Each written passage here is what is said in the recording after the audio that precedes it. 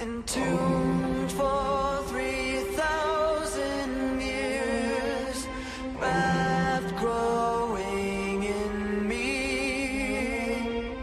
I have lived an eternity, suspended in darkness. Release me.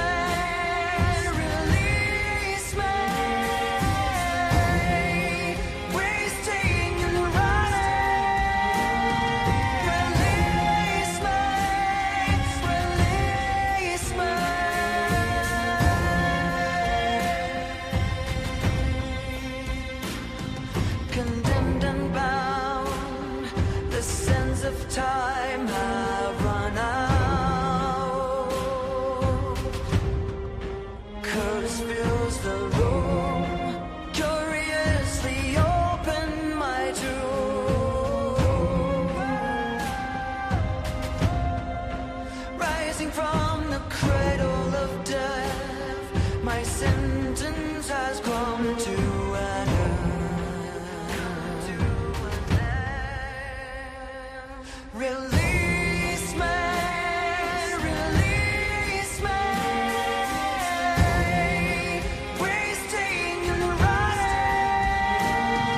Release me, release me.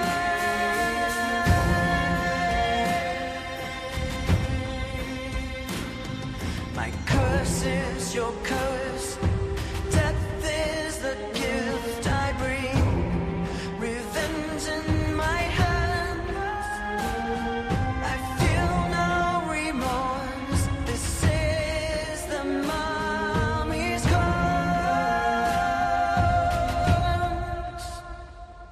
Release me, release me, wasting and running. Release me.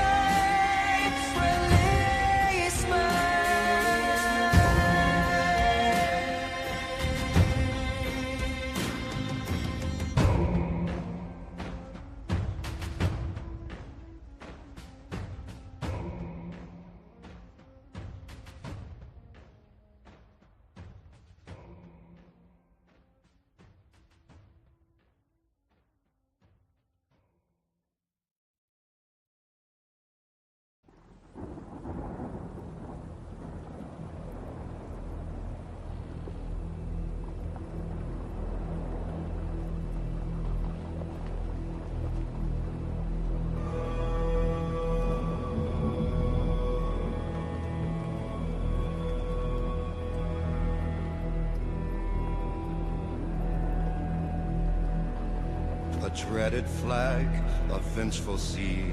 Be careful what you say. There's always someone listening. The Dutchman tossed on the sea. I swore and the devil heard me. Now we're doomed to sail the 7 seas for eternity. So yo-ho, let the ocean winds blow. The line forever we must flow. We sail through them, cursed and condemned. Yo-ho, let the ocean winds blow. A sinister grin across his face said, you'll be doomed to this place. The devil heard my oath, shame of my boast. Oh, a ghostly ship from the depths, freedom from fear is the only gift of death. Yo-ho, let the ocean winds blow.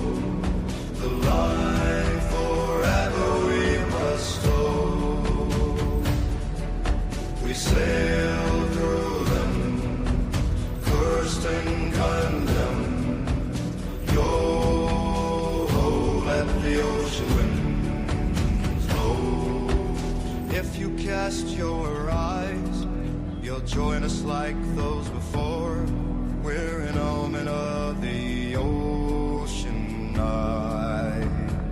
When you see the flying Dutchman, it's too late for your soul. To the waters we gave now our breath. Yo, let the ocean winds blow. The line forever we must flow. We sail through them, cursed and condemned. Yo, let the ocean winds blow. Yo, let the ocean winds blow. The line forever we must flow. We sail through them, cursed and condemned. Yo, let the ocean wind blow.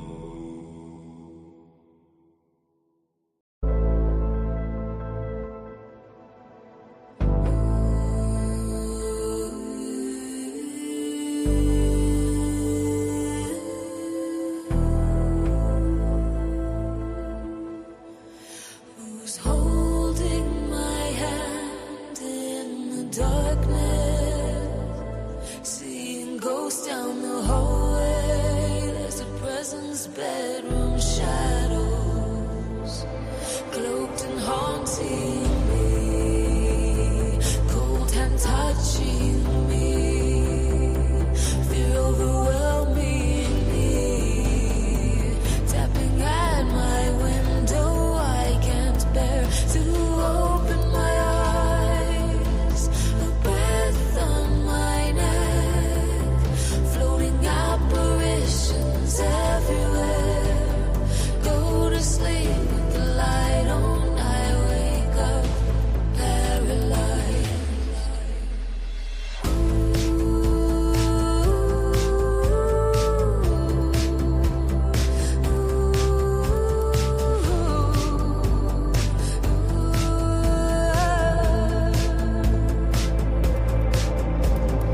Ghostly apparition hovering over me, asking what it wants to know. I'm shaking now, it calls out my name. Cloaked and haunting me, cold hand touching me.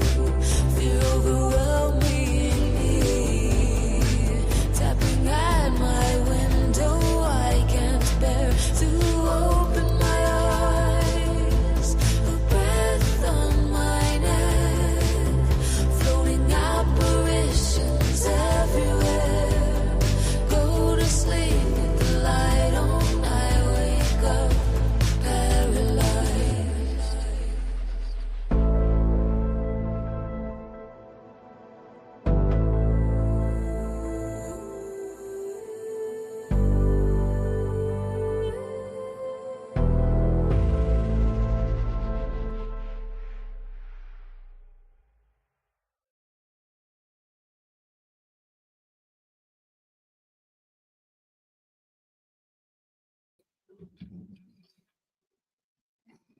All right. Uh,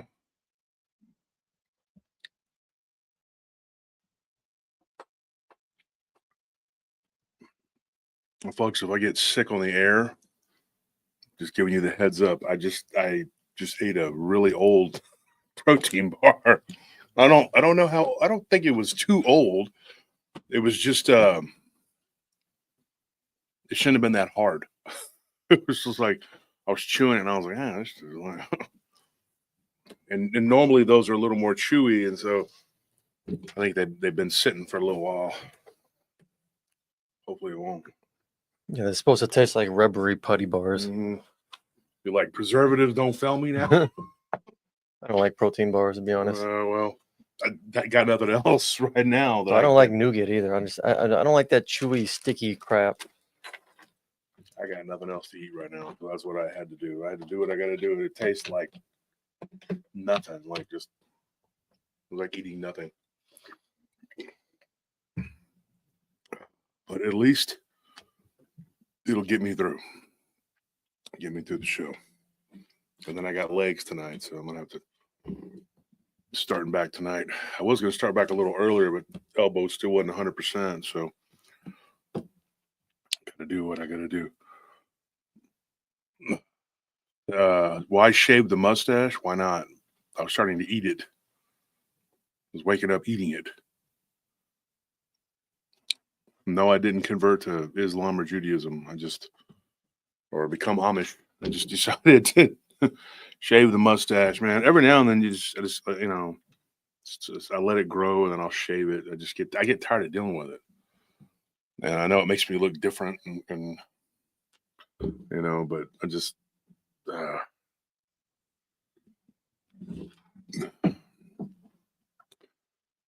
And I had these weird dreams the last 2 nights, and I can't remember them. I know one of them was really weird, and it made me feel weird. Like I woke up thinking I was having a nightmare, but my wife's like, "What's wrong?" And I'm like, "I don't know." I couldn't tell her what was wrong. What's weird though is she was awake at that time, and she was in the closet.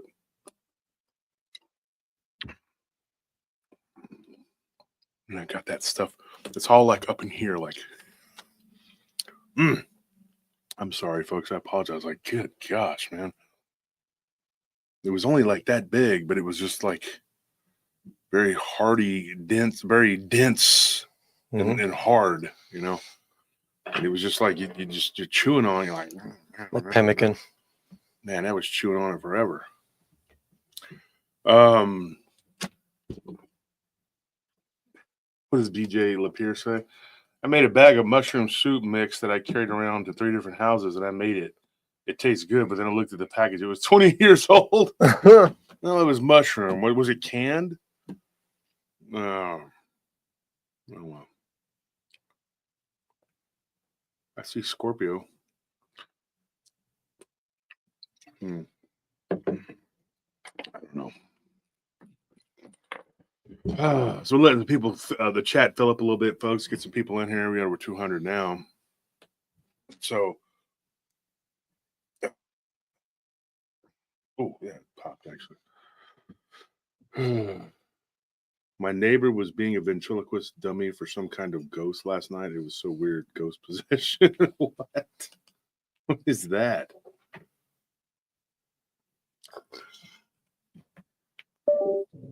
So there it is again. What is that? There's nobody over there. It's already starting. It's already doing it.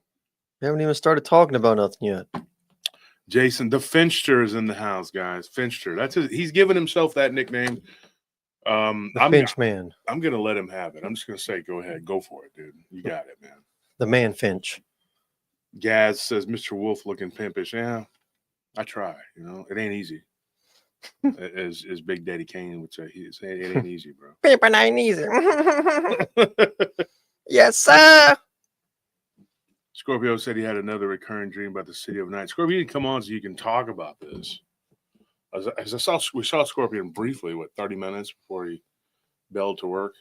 Yeah. And we just were going over working and stuff like that. So it wasn't really much that we could, it's like ships passing in the night. All of us were just, working. Same thing with Tony. Tony, I saw him for an hour today. But we were able to go over some notes. Tony, I didn't realize how many investigations he had done back, when Armando was still around. Mm-hmm. And then Armando bailed, because of, all the bull crap. But Tony had them all, and he's had some for a long time that were good. And I looked at the notebook the other day because, I found the notebook. I was looking for the notebook for my taxes. Mm-hmm. And I found that notebook that Tony had written all that stuff in. And there were these different people that he had talked to. And I was reading over some of the notes and I was like, why did that not get presented to us, So a couple of those people I'm hoping to track down and get their story. And this was from like 5 years ago. The most recent, or the oldest one was 5 years ago. And so I was going like, damn, he had some people he was talking to. So good job, Tony. I was shocked. Unless I was reading it incorrectly. I mean, it looked like they were different people. I didn't have a real long time to mess with it, but now I know a lot of you are starting to reach out to Nellie too and give her your encounters. And she's got the random files, but she's not really doing much with it right now because we're still really, really focused on this. So I have to make an announcement tonight. We are going to be mailing off, but we don't, because we're missing like 3 shirt sizes. So we didn't realize how quickly they had gone. And I thought we all thought we had another box in there, and we open it up and it's all just large, you know, and XL. And then there was like some 5XLs on the side. It's like 2, 3, and 4 been like wiped out. So we got to re-up, and they are in the process of making more. Okay. So you'll get something, you know, we promise you'll get something, but and then we got an announcement. Okay. So you guys remember when we were talking about how we had all these like smaller encounters, like they were smaller. All right. So I was driving last night out to the ranch with my brother and with Anthony, and of course my wife, and we were talking, and it came up, you know, like about this story that we had gotten from Kansas. And it was a killer story. It was crazy. The lady, it was a guy and a woman and a man, but it was the lady that reached out to me, but actually spoke to her husband. And, you know, and so, you know, it wasn't a real long encounter. You know, it was a few minutes, and you could tell it. There's not much more to it. So then we started looking at the email. And of course, you know, you get these really good long encounters that you can get, and you can put them like when somebody comes on, like tonight, you might have somebody jump on and they get like, okay, I got a lot, you know. Let's do that like on a night where you can either come on and tell it, or I could just do what I'm about to do right now and just tell your whole encounter, because there are people who have a lot of long encounters, or somebody has a lot of stuff that's happened to them, right? So, and experiencers, it's like this. You might, you know, interview somebody from 4 years ago. And I know what it is now, you know, but I didn't back then. And then 4 years later, you know, you talk to them and they've had a slew of things that have happened since then because they're still experiencing things. And so you circle back to those people, and then they'll have more stuff that's happened, you know. And some of them I think are just good, just worth repeating, you know. But we don't repeat a whole lot of stuff, but we do sometimes. And of course, we get criticized. Oh, you're just recycling the same stuff. I'm like, no, there's some stuff that's really weird, and it needs to be. Well, that and we get new, needs to be said, and we get new people coming in who haven't heard it. So yeah, and so you have this weird dynamic in this community where there's some people that love to hear this, you know, the repeat story or a longer story. There are people they want to hear this rapid fire, really quick. Yeah, get it over with. I have the attention span of a gnat. I think actually the longer, like more in-depth, detailed encounters do better. I mean, I personally find them more engaging, but they seem to do better on the channel, just views wise. Yeah. But we got so many of these smaller encounters. So what we're going to do, folks, if you haven't subscribed to the TikTok, now I'm really, really aggravated because I've asked Kim to take the old one down. So there's 2 of them. But if you pay attention closely, and I hate to even be saying this, but one of them says Paranorma without an L, because he was probably stoned. So he says Paranorma Roundtable. That's not it. Okay. And it's only like 2 different videos that he clipped up a bunch of stuff on from just those videos. And then you have the other one that is called Paranormal Roundtable. And you'll tell because one of them only has like a couple 22 followers or something. And the other one has like 100 and something now. So the reason this is important, folks, is because if you go to TikTok, you're gonna really appreciate it. Okay. So I was against TikTok for a long, long time, and now I'm there. I have to, we got to do what we got to do. But and there's a whole reason behind it too. Besides, I just thought it was best to eventually get on that. My wife, thought it, so the shorter stories, so those real quick little stories or whatever, like maxing out at like maybe 10 minutes or something like that. That's the ones we're going to do over there we're going to do those on TikTok. I will still throw in smaller encounters adding to what we're talking about. If it's about the subject or whatever, I could do that all day. There's so many we have, and there's certain ones that stick out in my mind. And of course, I have like notebooks, like they're just right here with like there's like 4 stories right there, just the notes of them, the bases. And so that's what we're gonna do. So what we're gonna want to try to do, and I don't know if I can do this every day, but we're gonna try and do one every day. And we're gonna start this weekend. We're gonna start like doing a small one of those short stories every day. Tomorrow will be the first one, or not tomorrow. Friday will be the first one, and yeah, Mysteriums. Exactly. You get it, right? So, but yeah, that's the way the wind's blowing, and so I kind of need to do, yeah. And China actually, what ended up happening, they had to pay like a bunch of money. Yeah, I think we're still in talks to own half of it. Yeah, we're gonna own it or whatever, half of it, so they can't.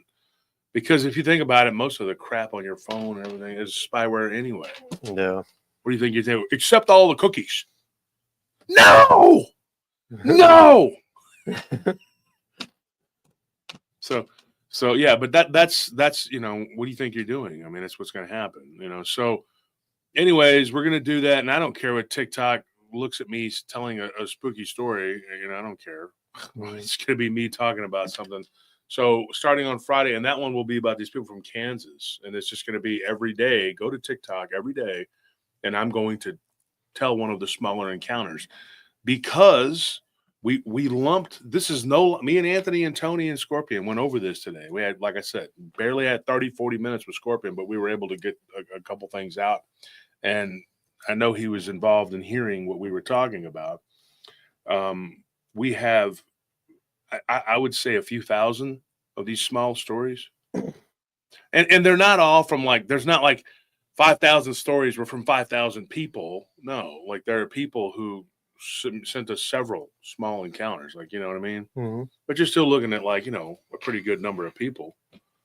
But because some of these happen to the same people, and I'm just gonna tell it, get to the basic and just tell it, and it's gonna be there on TikTok. So do yourself a favor, go and subscribe and go join TikTok, Paranormal Roundtable on TikTok, and I will be doing a story starting this Friday. I will be doing a story every day. It will probably drop sometime in the morning or into the afternoon. And some of these you may have already heard before, because I may have been on someone else's show and thrown them out there, or it may have been on my show and I threw them out there. I talked and I told some stuff last night. If you haven't seen last night's show that I was on with BMR, Bigfoot Michigan Rob, go check it out. It's how many views does that have now? I wonder. Because there was a lot of people, or not a lot, almost 300 that showed up over there. A lot of people won't watch anything if it's not on my channel. 2.1 thousand. 2.1 thousand in one day. So it's not bad. Almost a 4-hour show. It was a 4-hour show. A lot of information, a lot of good stuff. Just go check it out. It was on Bigfoot Michigan Rob, and we talked about the vampire. So I was planning on doing an update on the vampire werewolf cult thingy, and I ended up just kind of doing it there. But we could get into that too here, if you would like. But I have a story I want to tell tonight, an encounter. It's not really a story. It's someone's actual encounter, but I guess it does become a story. Yeah, Richard Elmore says it was a great show. Yeah, and I tried to bring my A game to them because they're good friends of mine. I didn't want to disappoint and come up there and just, people are like, snooze fest. What are we talking about? Because and that's the place for some of that information too, is to go somewhere else and tell them what you got going on. So go check him out, and please like and subscribe to his channel, to Blondes of Booze, and to Texas Front Porch. They're all good friends of mine, and you help them out. And Jason Blam of Paranormal Soup, Abe Seas, Spiritual and Cryptid Encounters, Monica Rollins. What is her channel called again? Our Paranormal World. Paranormal World. Paranormal Paul. Can't remember his channel. He's coming on Friday. And he's ill right now, so pray for him. He's not doing well. And so the prayers, we asked for prayers over the last couple of days for Barton Nunley. Like I said, I know we're not the best of friends anymore, but it doesn't matter. He was sick and ill, and his wife was too, so we sent out prayers and prayer requests for them. They are doing better. So, maybe it helped, and, that's good.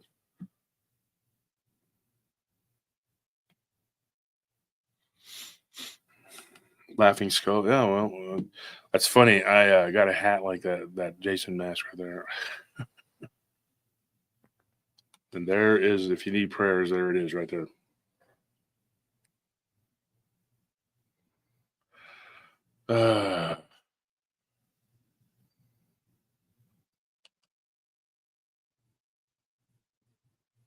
Reading some of the comments here.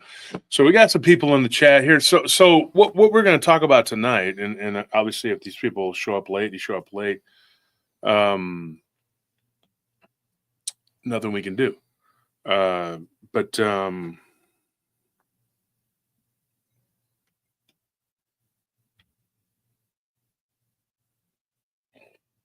Chris said you have some breathing problems. Chris, take care of your health, man, brother. Don't the show is not that important to risk your health. You need to go to the hospital. But so anyways, what we're talking about tonight. So I talked to a guy, and his name is Donald. All right, that's what his name is, and that's what we're gonna call him anyway. And that's one of his names, So he lived up in southern Oregon, close to the California border, and not real close. I guess 20, 30 miles, I guess, something like that. But he was living there, and this was back in the 90s. It was in 1992 when this happened, and he was walking down a trail, a path, that led from his house down to this lake or whatever, and sort of a lake. It was like a pond, but he liked to walk that trail, and he walked it all the time. He was 33 years old, or 23 years old when this happened. So he was a young man, and he was single and lived alone, and he had a nice place, and he thought, man, this is an awesome spot. He ended up renting this cabin, and the way he described it to me was like, I was like, damn, that sounds like heaven on earth, especially that area of Oregon, that Northern California, all the way up. If you stay on that west side of Oregon, if you go on the other side, it kind of becomes plains, and there's some pockets that are real pretty, like LeGrand is pretty, you know what I mean? But if you go, some areas of Eastern and Oregon and Washington aren't that beautiful. They're still prettier than most places, but it's not as pretty, But you have this corridor there of Northern California up into Oregon, especially on the west side of Oregon, and then going up into Washington, and it's beautiful. I mean, it's very beautiful. Here's a weird thing before I drop this. Now, he originally was from California, and so he moved up there. And even back then, the Oregonians were like, we don't want you Californians here. What's funny, though, is, and I spent time up in there in Oregon, Washington, and I've talked about it on the show, too. And I traveled around up there, and it's so pretty, and I just loved it up there. I love that Northwest area. Going into the woods, man, back then, and with friends, like I felt different about going into the woods up there as opposed to like down here because of what I had seen down, so I kind of convinced myself, well, maybe there's just Bigfoot up here and there's not, 800-pound werewolves, But it you know, it's the same thing though. I mean, they're just as bad. They can be. And so, anyways, I was up there and I was, running around in that area, and it was awesome. It's a beautiful place. If you haven't been in the Northwest and just walked around up there, and I went there as a kid, so I went back. It was an experience, to say the least. And I was only like 17. It was my 16th year of summer, whatever, and I ended up going to Chicago for a while and hanging out with relatives. And then my 17th year, I decided to go up there and so I grew up pretty quick. I wasn't a child, and so by the time I was 14, 15 years old, I had already ended up getting in trouble and going to facilities and stuff. And so, got sent to juvie, had some problems, went to this treatment center. So they would, so you don't drink and do drugs, kind of thing. Mm-hmm. And you're just like, yeah. So you can get out and go do whatever you want to do. Yeah. So 17, and I go up there and I spent some time there. Then I went back later on, a few years later, and spent some time out there. And so I've been up into the Northwest quite a bit. And I know this area where he's talking about. I can tell you right now, I know where he's at in this area. And it's a very beautiful place.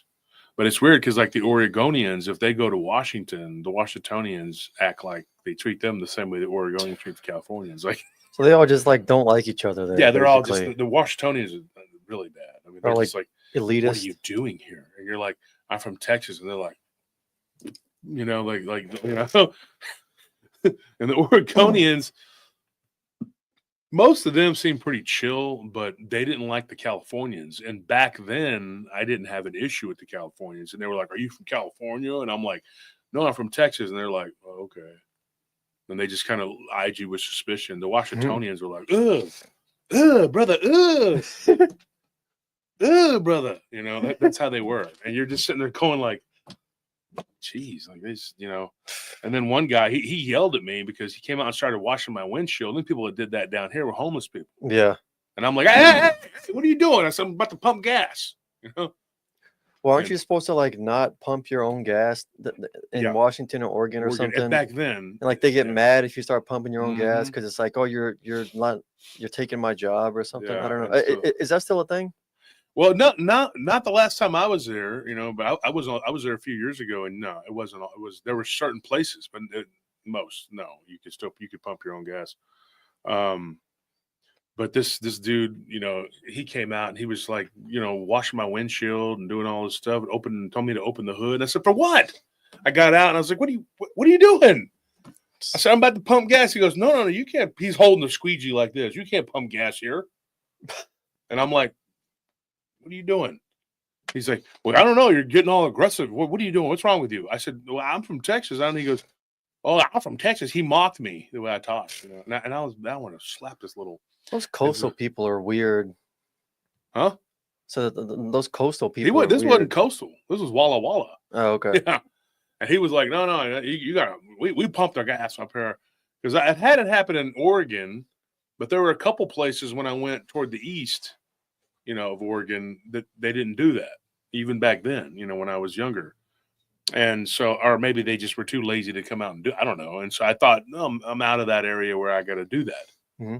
So I got up there, but those people didn't come out and just start washing my windshield. They came out and were like, kind of like wiping their hands and like, what'll it be, whatever. And you tell them what kind of gas you want. But this guy just came out and he didn't look like anybody that worked there.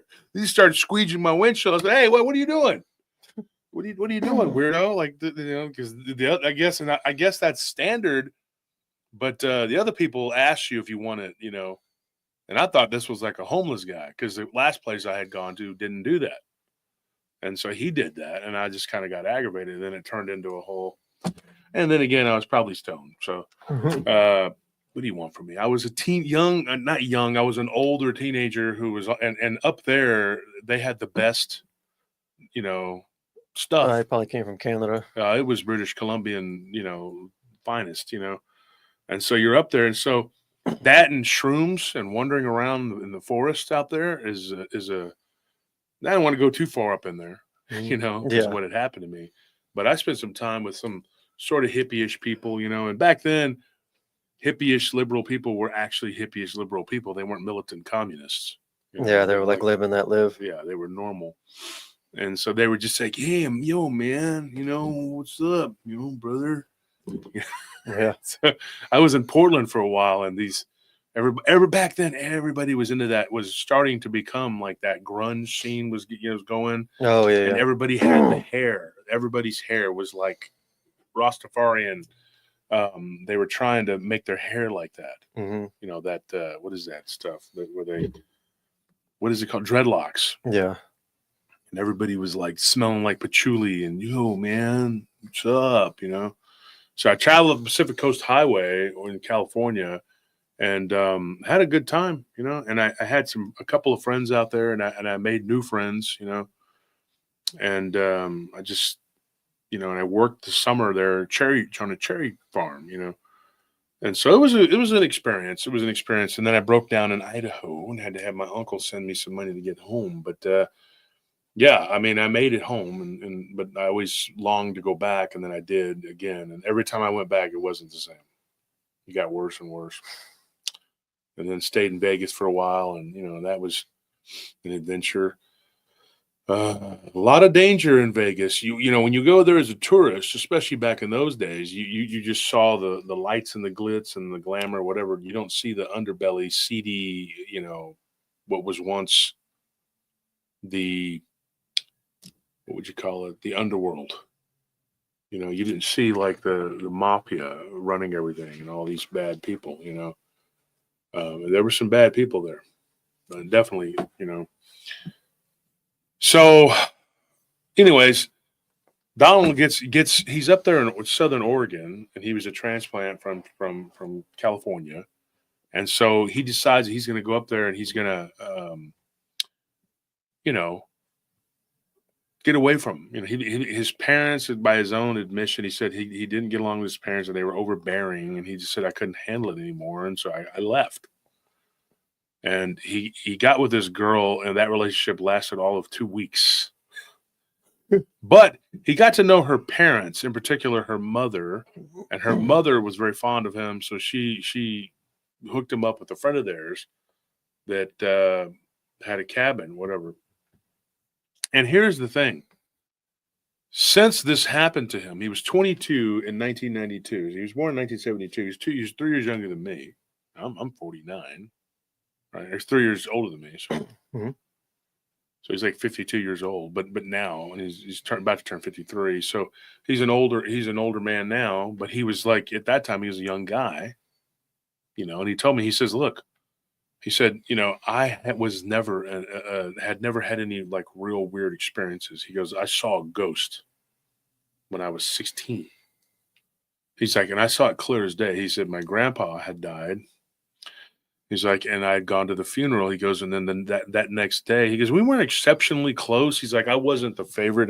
He goes, I have 2 brothers and a sister, and our little sister was definitely the favorite, but he goes, but I wasn't even a favorite of the brothers. He goes, my grandfather was very, like, it seemed like he didn't have a lot of interest in me, He goes, I was the middle child, and he goes, I always kind of felt like I was forgotten, And so his grandfather, when he passed, he had a dream about his grandfather, and so he walks downstairs, in this sort of dreamlike state. And this is when he was 16 years old. And when he got down to the foot of the stairs, he sees these 2 people conversing, and he sees his grandfather there with his legs crossed, the way he would talk and move his hands. He says, and I see my cousin there. Because when they both look up at me and they wave and they're like, hey, and then they just keep talking. And he said it was like a dream. And then he was looking at him, and then he kind of rubbed his eyes, and then he heard his cousin say, oh, yeah, he can't see us. Don't worry about it. Like and his cousin had died 2 years before. Mm-hmm. His cousin was a lot older than him, but he said his cousin had a tragic accident, a motorcycle. And he said his cousin told his grandfather, oh, he can't see us. This is like Wow. the day after the funeral, right? Yeah. And then he says, so I sat down on the steps and I go, oh, this is a dream. He goes, and then I remember falling asleep and then waking up on the stairs and going, okay, I was awake. He goes, it was so weird. I thought I was dreaming, but I was awake because I remember falling asleep and then waking up. He's like, and so I'm pretty sure I saw a ghost. And then he says, as I woke up, I felt a hand on my shoulder, push on my shoulder and say, it's going to be all right, you know? And then that was it. And he said his grandfather was always nice to him, but like they didn't have like a really close relationship, you know? Yeah. And so he's like, I was 16 years old, you know, I wasn't a little kid, you know, but so anyway, that was the only thing that ever happened to him up to this point that he could remember. And he said he had some sleep paralysis. Here's the important thing. Now, sleep paralysis is no joke. When you start talking about sleep paralysis, this is when you start getting into some stuff that it may or may not mean something. It may be something we don't know. Now, I, by my own admission, have had sleep paralysis. I had a few times when I was young, and I hated it. It was horrible. You can't move, and you feel like this presence by you. Mm-hmm. And 2 times, like I said, once I saw what I thought were these tall blue. They kind of looked like the grays, but they were blue, and I was just convinced that it was a dream. And to this day, I don't know that it wasn't. Right? And then another. Oh, sorry. Go ahead. What? I was gonna say, isn't that what the Pleiadians look like? Well, it depends. But I mean, like they don't. Cause you said they look like the grays, but blue. But like, is that what they look like, or are they blue? But they don't look like the grays. Pleiadians is a huge galaxy. So I mean, like, okay, there's different ones. Which ones are you referring to? Look it up and see if you can find them on Google. I've just look up blue Pleiadians. I was going to say that I've just heard you talk about blue. No, Pleiadians. there are. There's some that they have identified themselves as Pleiadian and they are blue. But look it up, see if you can see a picture because I might, it might resonate with me. Yeah, I'm just curious. I don't want to detract too far from the guy's story, but yeah. Okay, so yeah, but then I had this other one where there was this sleep paralysis where I was laying on the couch in my mom's house. I used to like to sleep on that couch because it was comfortable. Even though it had 2 recliners on it, I like to lay down on it. It was very soft and comfortable. I missed that couch. And so I was watching a show about the paranormal. And it was like, this was way back. This was like in 1991 or something, maybe 92. And I fell asleep watching a show, but it was about, I can't remember. It was like one of those old shows, that was probably from the 80s. There wasn't a whole lot of them around. And it was talking about ancient pyramids and structures and stuff. But it was on like a paranormal show. I think that's what it was. And so it came on, and then I was sitting there watching it, and I fell asleep. And my mother was right there in the recliner watching the TV at the foot of the couch. It was one of those really long couches. And I remember my sister's boyfriend was like. He came in and was sitting down in the recliner. So there were 2 people around me. And I had sleep paralysis, and I felt like there was this alien gray thing right next to me with 2 people around me. Yeah, it might have been, Evan. It might have been the one with Leonard Nimoy. I think it was. In Search Of. It might have been In Search Of. But so I'm sitting there, and I'm going like, I wake up and I told my mom and I said, man, I had sleep paralysis. I couldn't move. And I was dreaming about this weird alien that was there in the room with us. But it was terrifying, even with them 2 sitting there. I wanted to scream, hey, wake me up, but I couldn't. So I used to get it periodically. I lived alone for a while, quite a bit. And, I would get it, off and on. Different times in my life. I had it, and it was scary. 3 times though, really felt really scary. But I gotta say, the one when I was like 16 and I think I was 15 or 16, and the one in my mom's house, when I saw the blue beings moving around the room, I wasn't afraid of them. Like there was no fear. It was just like they were just there. And it was almost like I felt like I had manifested it by thinking about it. Because it just popped into my head, and the next thing you know, I couldn't move, and I was asleep, and I was like, "Oh crap! Did I draw these things to me? I don't know. Who knows what causes that and why that happens?" But this guy, he had said, and this is why this is important. He said he'd had sleep paralysis like 3 times in his life, and it was very profound. And one of them, he saw what looked like a staticky. This is the way he described it to me. His words. He said it looked like static on an old television, you know. And you know, he's older than me, so he remembers those TVs we had. And he said it was like static on the TV, but then as it got closer, it looked like the static was like a hair or fur. Did you see it? Yeah. They kind of have their own appearance. Yeah. What do they look like? Almost like they have like these elongated heads, like Yeah, and they don't look exactly like, you know, the grays, but that's the best way I no, can describe it. They and look like tall. yeah, and they have like kind of like bigger eyes and Let me see. more like elongated heads. See, like that. Yeah. Yeah. Yeah. That's kind of what they look like. Yeah. But they have bigger eyes. Yeah. Yeah. Their eyes are big and they have like these weird heads. And they just, to me, the best way I could describe it at the time was tall grays that were blue with really skinny arms and legs. But like I said, it didn't strike fear into me. And that don't mean I want to run into them again. I'm good. Thank you for showing up and go away, you know, whatever, get away from me. So we ended up having this weird, you know, kind of like discussion, like, why are you in my room? What are you doing here? And they were nice enough to answer me, one of them, and just says, oh, we're just checking up on you and this and that, you know. But he told me something like that. He said that when he was young, he had moved in with a friend when he was 18. And he said that he had sleep paralysis once when he was like a 10 or 11-year-old kid. He couldn't remember which year.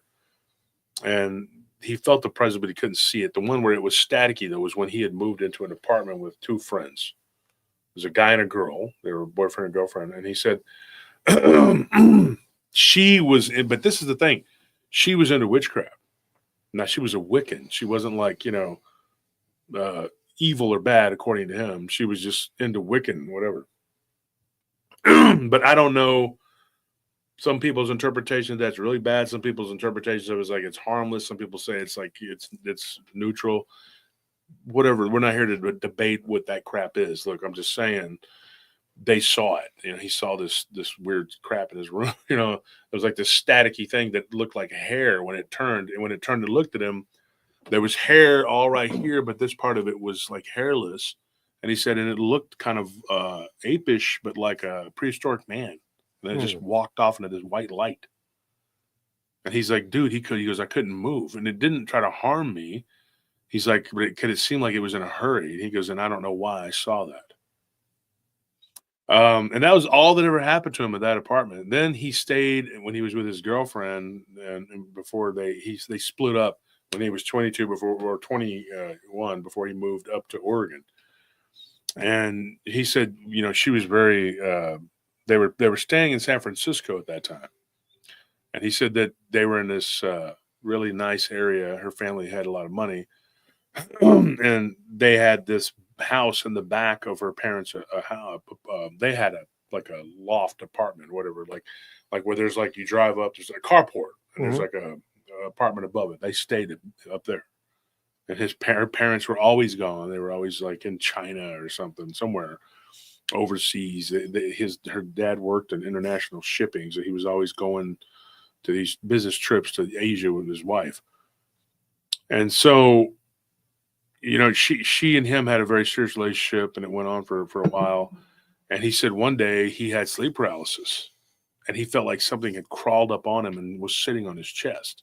And so that I told him, I said, that's a very common one. And now the last time I had sleep paralysis was right before me and Nellie got together. It was about a year, maybe 2 before me and Nellie got together. And I felt like a female presence was trying to push down on me, not unlike like a succubus. And I thought that there might have been something to that. Thank you. Thank you, sir. Did I need that? Yeah. It was not loud enough. I mean, it's better if the top of the mic's directly facing. Hopefully, y'all didn't miss anything. But anyway, I felt like there was this it felt distinctly female, and it happened twice. And I finally was able to holler and get out, you know, in the name of Jesus. But So what ended up happening with this guy? He stays in this cabin, whatever. But this is a weird sidelight to it. His girlfriend's mother comes out there while he's staying in this cabin, and she just shows up in the middle of the night, like 12 a.m. and or almost 12 a.m. And he was like, "What are you doing here?" And she's all like, "Oh, I just came to check on you." And then the next thing you know, she started, "Thank you for that first donation of the night, Lawrence Morgan. Appreciate that." Starting to not feel loved. And so he said, she was like, "I just want to come check on you, you know." And he was like, she was dressed kind of like, provocative. That's not the word you used. Mhm. But, and he was like, I'm like, she was separated from her husband at that time. And so this happened a couple more times where she kind of just showed up, Now get this. This is an important part of it too, because he thought that it was an important thing, and I did too, And thank you to everybody who's donating. Appreciate it. They said that it was interesting that that she had showed up a couple times because she was like in her early 40s and was a very beautiful woman and looked a lot like his girlfriend, but just older. And he said, and in some ways she was even prettier. He was just like, he was very attracted to her, and he knew what she was doing, but she was married. And so he goes, I had some morals, and I had just been seeing his this man that she wanted to cheat on, his daughter. He's like, and not only that, but it seemed like she had left him and he was still wanting her, And so he really couldn't bring himself to do that. He said that her parents were really nice. In particular, her dad was a really nice guy. And so he couldn't do that. But he goes, the mother just kind of kept pressing. He said, so eventually one night she comes by and something happened. He goes, I'm not going to lie, we smoked some devil's lettuce and it ended up happening. Now, why this is important to the story, he said that after that, a few weird things happened in the in the cabin. He said it was weird. He started hearing knockings around the outside of this place. He said that he would go for his walks with his dog, and he goes, and it felt like something was paralleling us or watching me, stalking me. And eventually he said that he kind of started to get spooked. And so get this, he finds this weird, small, like marble. It's a marble, but it's like an eye, like an eyeball. And he was like, what is this? He sees it in the corner of the room. And he said it was weird when he went to go touch it or whatever. He says it kind of rolled away from me. And it was like it was moving on its own. So he goes, I'd go to get it. And it was moving faster. Like it was and then conscious. like it had a consciousness. And he gets up and he's like, what is this? Like, what is going on here? And so eventually he gets a broom and he stops it. He just grabs like a dustpan, whatever, and he stops it. And he picks it up and he's like, and it was like this weird eye. It just like, it looked like an eye, but it was bigger. It was like a big marble thing. And he was like, I called her. He goes, and I'm not going to say her name, but he said he called her and he was like, hey, did you leave this at my house? And she's like, oh, I must have dropped one of my pieces of jewelry. And she's like, because I guess she knew that he had figured it out, and he was like, well, there's been some weird stuff that's happened, So then he goes to this store one day, he's shopping, whatever, in town. And the girl that he was dating, she was across the street. And so he saw her. And of course, like he said, he goes, they dated for a few months, but the living situation only lasted 2 weeks. Yeah. And it was done. He goes, she cheated on me like almost immediately. It was just done. Jeez. And probably had been doing it for a while. Yeah. Sometimes living together is the beginning of the end for relationships. It can be. And so Night Watcher, what's up, man? Let's see, you show up here. I noticed that you got your stuff today. Thank you for the offer of the flashlight, and that's fine if you want to do that, but only if you want to. It's not something that, we can always get flashlights. We have some. We just don't know where they're all at. But thank you, and appreciate it. I saw you with the hoodie and the stickers, and so I'm glad I could do that for you.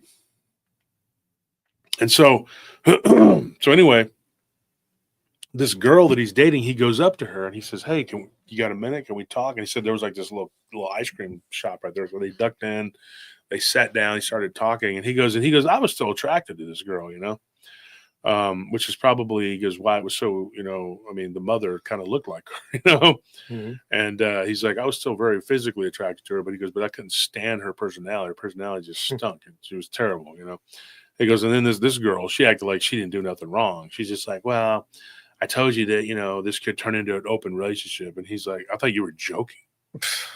And he goes, at that moment, he goes, I almost felt like telling her, yeah, and I been with your mom, And so he goes, I didn't. I resisted the urge. He goes, but he's like, well, anyways, he goes, can you tell me something about your mother?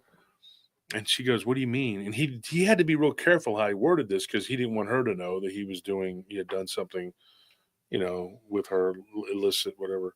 He says, look, he goes, your mom had come over, and so he made up a lie. And he said, and he admitted it. He said, I told her, I said, when your mom had come over and given me the keys and everything, whatever, I think she dropped something. And she said, while she was eating this like ice cream, she stops and puts it down and was like, what do you mean? And he's like, well, he goes, I got it in my pocket. I've been waiting to, because back then we didn't have cell phones. You just call up, go, hey. He's like, so he goes, I called you, I left a couple messages, but you never returned them. And she's just like, well, yeah, I just thought you were trying to get back together. And I just think it's a bad idea. He goes, no, I'm not trying to do that. I just wanted to ask you, and I didn't want to talk about it over the phone because I didn't know if your mom would be around or what, but here, this is what she left. I think she dropped this. And she looked at it. He goes, she kind of pulled away, And she goes, she looks at it and she's like, what is that? He goes, I don't know. It's something that I think she left at the house. He goes, well, you need to get rid of it. And he goes, why? He goes, she told him right then.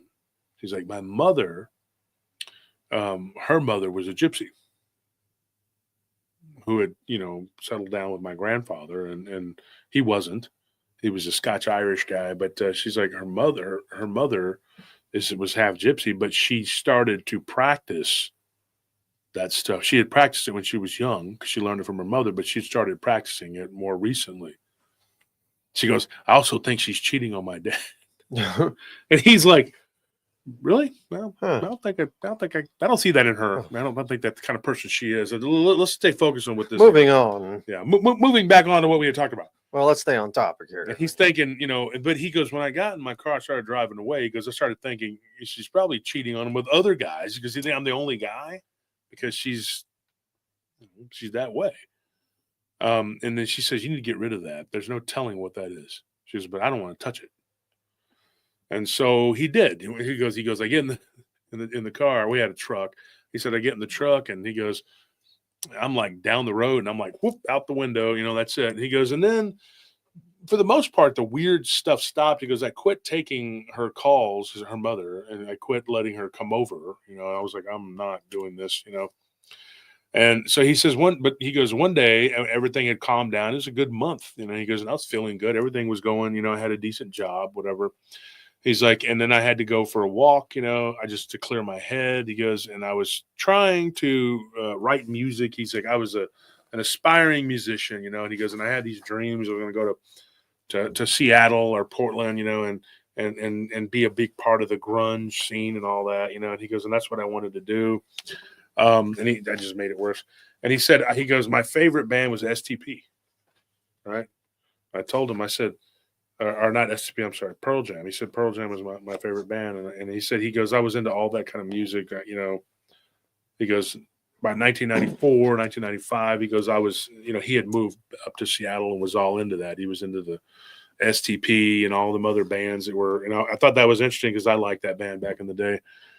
And so whenever he had a time, any time away from his job, that's what he would do. He would try to write music. He's like, I wasn't a great musician but I could write music. And so I started to try to write for some of these aspiring bands, and then never really panned out, never caught on. He goes, so I just stayed doing what I was doing.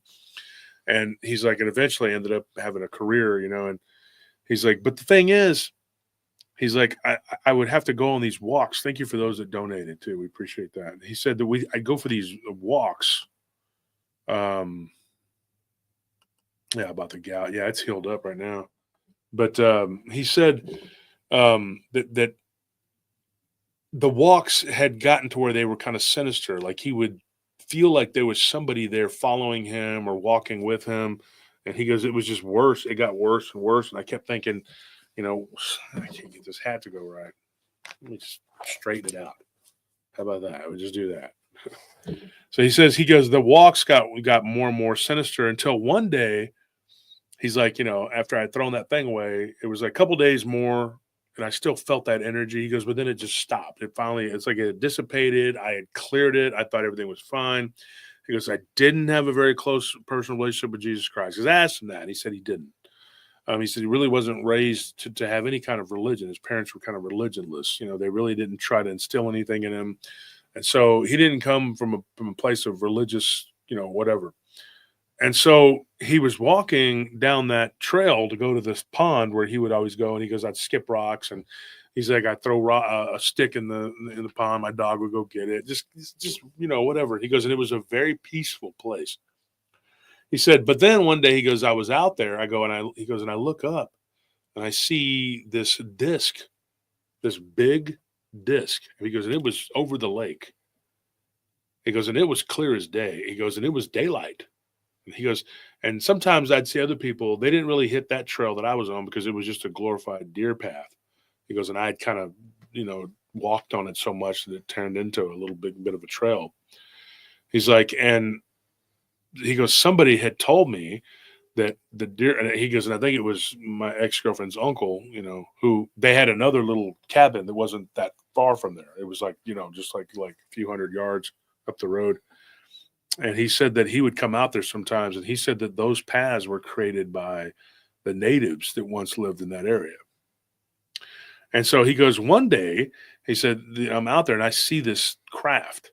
He's like, and the guy that his ex-girlfriend's uncle, his name was like Ricky or something like that. And he said, so one day I see that craft. He goes, and I'm like, whoa. He goes, and I just observed it. I just watched it. He goes, from what must have been several minutes. He's like, and then I see it just take off. And it just disappears. And it got like this big. He goes, the way he told me, he was like not even a centimeter in the sky. So I'm talking like, he's like, and that's how small it was. It just zipped off into the atmosphere, whatever. So then he said that he was walking up the path and he says, I see Ricky's truck, He goes, so I took off walking over there in that direction. He goes, and I couldn't believe what I just seen, but I wanted to tell somebody. He goes, and I had talks with this guy before, so he was open to this idea that there were these other things out there because he himself had seen a UFO out there, right? So he goes over there and he tells Ricky, he waves him down and he says, hey, man, he's like, yeah, I can believe this. He goes, I just saw a giant disc. He's like, and this thing must have been like 40, 50 yards wide, hovering over the lake. And Ricky was like, yeah, really?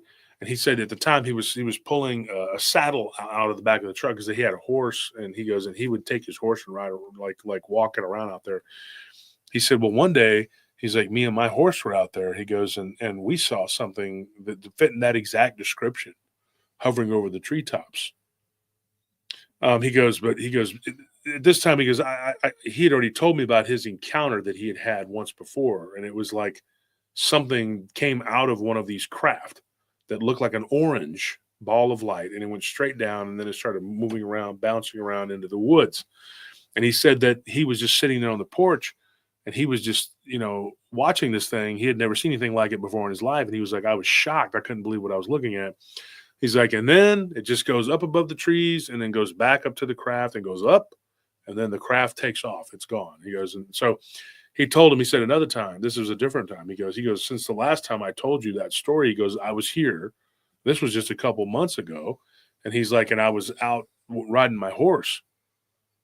And he goes, and he's like, my horse just starts to rear up.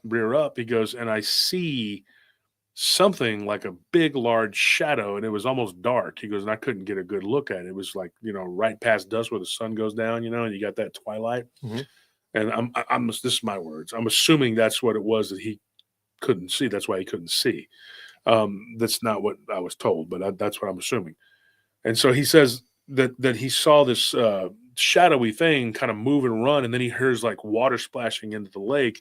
He's like, and then as he turns his horse around, he sees this orange ball of light go through the woods and then go up, and he looks up and he goes right above, like straight up, and to his right was that same craft. The way that they described it was like a disc, like a silver disc with these lights there were 3 lights. It was like you would see it, and there'd be another, and then it was like they were going around the bottom of it, and then they would turn off. He's like, and it was so smooth the way it moved. It was quiet. There was no sound at all. He goes, and to me, this is one of the unnerving things about UFOs. Mm-hmm. This is an unnerving thing that bothers me. And this is the same thing I feel I get about spiders. They crawl right up next to you, and they're like, and you're just sitting there like, you're like, oh, They just pop up. They're just like, hey, man, what's going on? And you can't hear them. You don't hear them. Like, when was the last time somebody said, yeah, I was sitting there watching TV, and I heard that brown recluse crawling up on my bed. You don't hear it. Mm-hmm. That's what's so damn scary about them and scorpions is that you don't hear the little things. And you're sitting there going like, oh, and then you're like, okay, now I got to find a way to get rid of this thing because now it's, it's right here. Well, that's what happened to him, and his girlfriend's uncle. He said he looks up and it's just there. He's like, it's just right there hovering above me. He's like, and then he goes, I take off, my horse keeps trying to rear and just keeps doing this. Like he can't keep it steady. And then he finally got it back up to the cabin, and he's like, dude, and then all night long, he goes, me and my dog and my horse, we were all like on the porch. He goes, the horse is looking around. He goes, I'm looking around. The dog's looking around. Sleepless night. He goes, I don't know what that shadow thing was that ran into the water. And he goes, wow, that's a crazy story. He goes, so he's like, and I asked him this question too. And then when he told me about his encounter, I said, you sure that his story didn't temper yours? He goes, no. He goes, because I saw that craft, I said, okay. So a couple days go by after seeing this craft, and Ricky leaves, right? And Donnie's there by himself.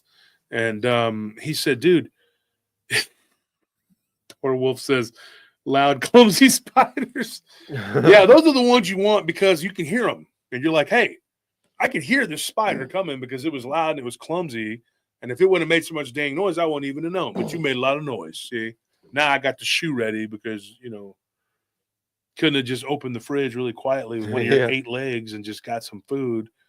No, you got to suck vital fluids out of things and stuff. I see how it is. But, so what ended up with this guy? This is crazy. So he's walking. He goes, 2 days later, I'm walking. And he goes, and I'm making sure that I'm going out way before dusk. It was like 5 in the afternoon, right? He goes, and this is a very secluded area at that time, especially that time in the early 90s. There's a lot of people there. Yeah. And he's like, and I was writing music and stuff and doing what I thought was going to be my career, And so he says, and I'm getting bored, He says, I'm gonna go for a walk, clear my mind. And he goes, sometimes I would jog, and his dog would just, go with him.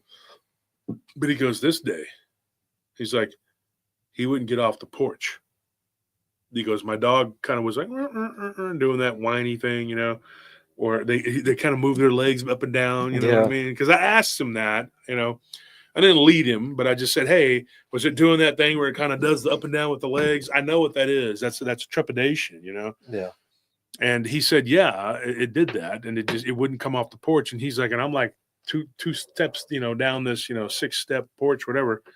And I'm like, oh, okay, stay up there then, He's like, walk down. He goes, and I decided I was gonna go for a jog, and I left him on the porch. I can't remember what the dog's name was. It was like peanut butter or something weird. I know that's not it. I know it's not peanut butter. It was something else like caramel or something. Carmex. Carmex. I can't remember your dog's name. I'm sorry. I Blistex. He only said it a couple times. Would you stop? Just making it worse. It was some kind of, wasn't chocolate. God dang it. Chapstick. Oh, Nutmeg was the name of the dog. Nutmeg. Oh, man. I was over there trying to remember the name of this animal, man. Like, it's not that important. It's like that's the most important detail, folks. You better remember the dog's name was Nutmeg. There'll be a quiz at the end. Yeah. And if you fail, you're out of the the cult. You're out of the cult. No more. No more soup for you. Okay. No, Chris Gutsy says no oregano. refunds. What do we got here? Buttercup, Nutella, Choco taco. oregano, Choco Taco, Cumin. cumin. Nope. No, we got it. Chinese 5 spice. No, that's not it either. No, somebody else said counting crows. Like, you guys are the best. But no, it was nutmeg. I remember because it was a weird name. Like I had another lady who was telling me a story, and her cat's name was Cinnamon. What's okay? I remember my dachshund's name was Basil. Well, originally, Yeah, originally it was changed it to Basil. Bowser. And then what was what is our bunny's name? Oh, Cinnamon. Yeah, Cinnamon. So I was talking to a lady, and she said she goes, I gave my animals spice names, and she's so I have this one cat, Cinnamon, and I'm like, really? That's interesting. And I was like, how long you been watching the show? Because I thought maybe she'd copied us, and she was just like, no. So she's had Cinnamon for a long time. So I'm trying to get this hat to adjust. Here we go. We'll just do it like that. So as I was saying, All you need now is the propeller on top, the little helicopter thing going spinning if around. I was telling a story like this, would you still listen to me?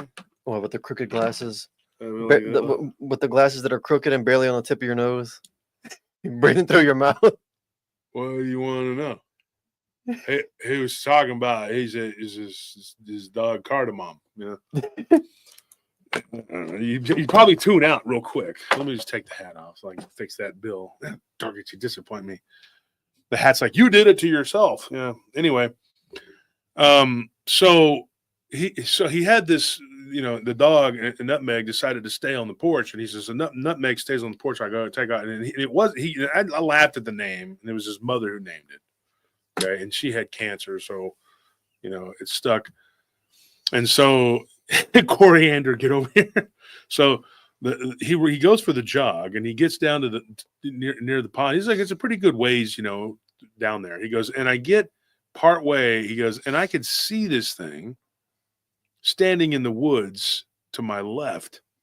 He goes, and it's like holding on to like this tree branch. He goes, and it was very big, shaggy. He goes, it was about 8 feet tall. He's like, and I'm not joking. He goes, over the years, he goes, I've thought, for sure it was that tall. And he's like, absolutely, unequivocally, yes, it was tall. And he said it was, and I said, what do you think it was? He said, he was Bigfoot. And I said, the Bigfoot? Because he said it was the Bigfoot. And he goes, okay, a Bigfoot. Okay. I was thinking you found the original Bigfoot. Wow. That's quite a find. But he said, no, he goes, I saw this, the Bigfoot, and I said, the Bigfoot, huh? And so I asked him what it looked like, and he gave me a very good description of it. He said it was human-like in the face, massive shoulders, big and tall, and it looked humongous. He goes, and it was just like this massive, he said it kind of had a pot belly, but and it was, he goes, and it had breasts, but you could tell it wasn't a female because, he's like, and it was real hairy. I couldn't see, like, from my vantage point, like I couldn't really see the genitalia, he goes, but I knew it was not even with, I could tell it was a male. And he goes, and it was large and it was huge. He goes, and then I look to my right because he goes, I'm looking around. I just kind of scan to my right. He goes, and I catch my periphery and I look, and there's this craft right there.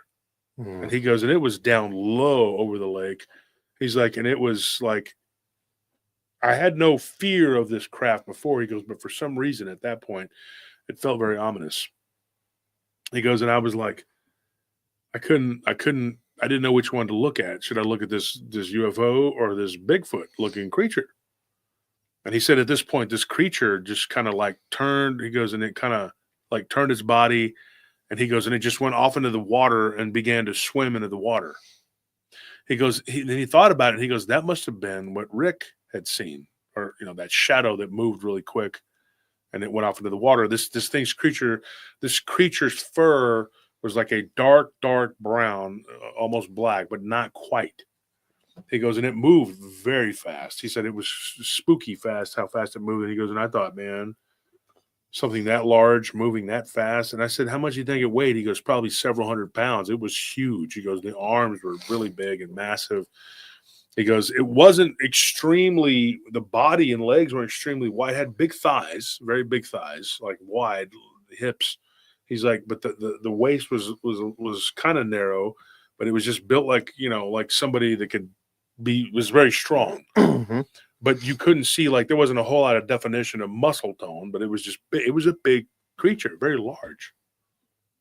And he goes, and I see this thing run and get into the water. He goes, and take off swimming. He goes, and I'm in shock. And I look up, but there's this craft right there that's hovering.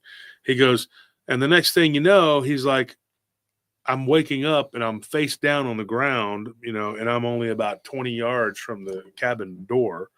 He's like, and I'm asleep. I'd been asleep, laying there asleep, and my dog was on the porch whining and whining and whining. And he goes, the dog would come down to the end of the steps and then run back up, and it kept barking and barking and barking. And he said, I get up, and so the dog wouldn't come to me. He goes, I had to go to the cabin. And he said that, he goes, man, I was groggy. I felt weird. I felt like I had been, like somebody had hit me with sleeping gas or something. It was crazy.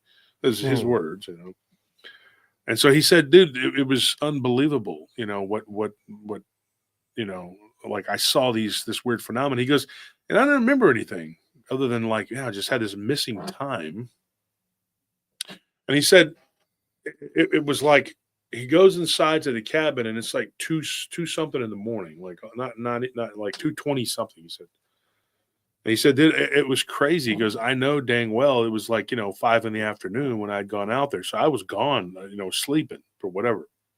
At the time, that's what he thought. And so he goes inside and he's like, he's not like awake, like fully awake. He's like, I'm so groggy. He's like, and so I had to lay down and go back to sleep because I was just still so tired.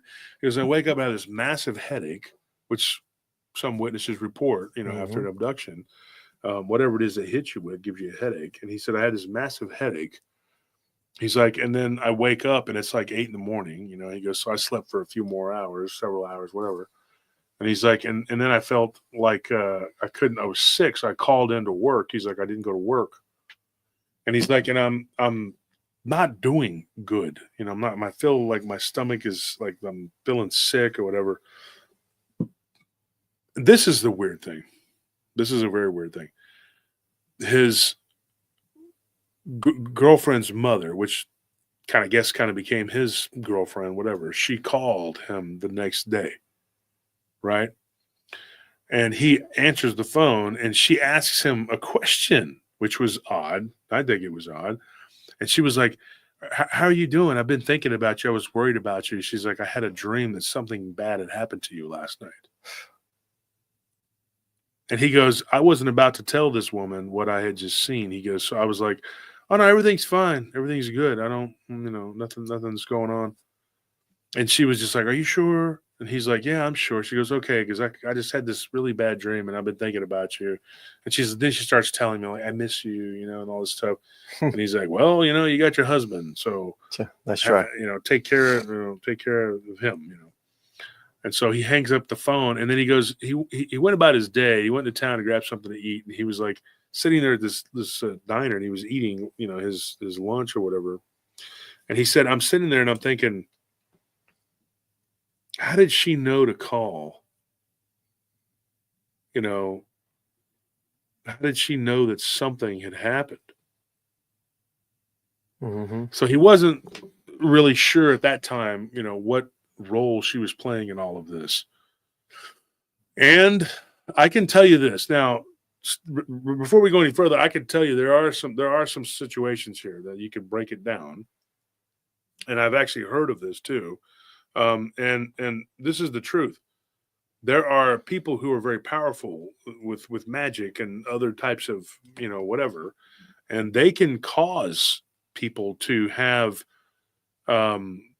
like what seems like alternate reality effects. They can call, you know what I mean? Like, I don't know how to describe it. Like, what am I looking for here? Like they can cause people to have like what seems like an illusory experience. Let's put it that way. Mm-hmm. So it's not out of the realm of possibility that this was a person that she was like a very powerful bruja that could cause him to, experience this. The only thing is, he would not have understood the missing time thing because he wasn't big into the UFO phenomena at that time. He is now. And he's done a lot of his own research, and he's actually interviewed people that have had these experiences. And so he was sitting there going like, what happened to me? Like what is this, this thing that happened to me? We'll get to that in a minute, Evan. So he said he called her back later in the evening, and she answered the phone like immediately. Hello, like he said she was waiting for the call, and he said that it was like she knew he was going to call, and he was like, look, something did happen to me last night, and you just happened to know about it. And she was just like, no, I had this dream that there was this light that came out of this, like, and she's like, this is gonna sound crazy.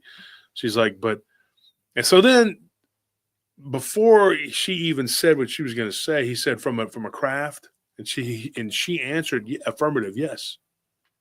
Now here's the thing. She started telling him the truth. She began to tell him the truth. She says, look, can I come by? And he goes, everything in me was saying no. He's like, but I said yes, but we're not going to do anything. She's like, no, I just want to talk to you. So she comes out there, and he's renting this place, from them, right? And so he was thinking that at some point she was going to kick him out because she was jealous, right? Because he wouldn't talk to her or whatever, or angry. And so she comes out there, and they have this talk. So we're sitting at the table, and she says, look, I'm going to tell you the truth. She's like, I practice magic. She's like, and I can come out of my body. Starts telling him she can do all these different things. She's like, and I don't know if it was a dream because it felt like something was blocking me she goes, but I'll be honest, sometimes I'll come out and I'll visit you just to see if you're okay. She's like, because there have been weird things that have been seen out here, and by my brother.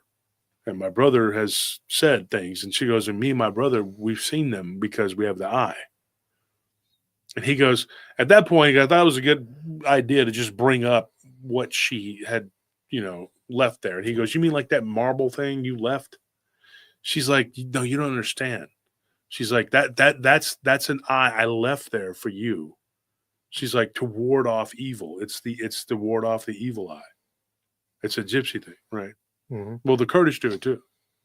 So a lot of the Turks, it's a real thing. It's It's like, did you have to leave a conscious one that was running away from me? Yeah, you couldn't. I didn't ask that part. If he had said anything about that, I should. Yeah, like you couldn't just leave me the regular blue one that everybody wears. Yeah, well, and the eye did look like a blue eye.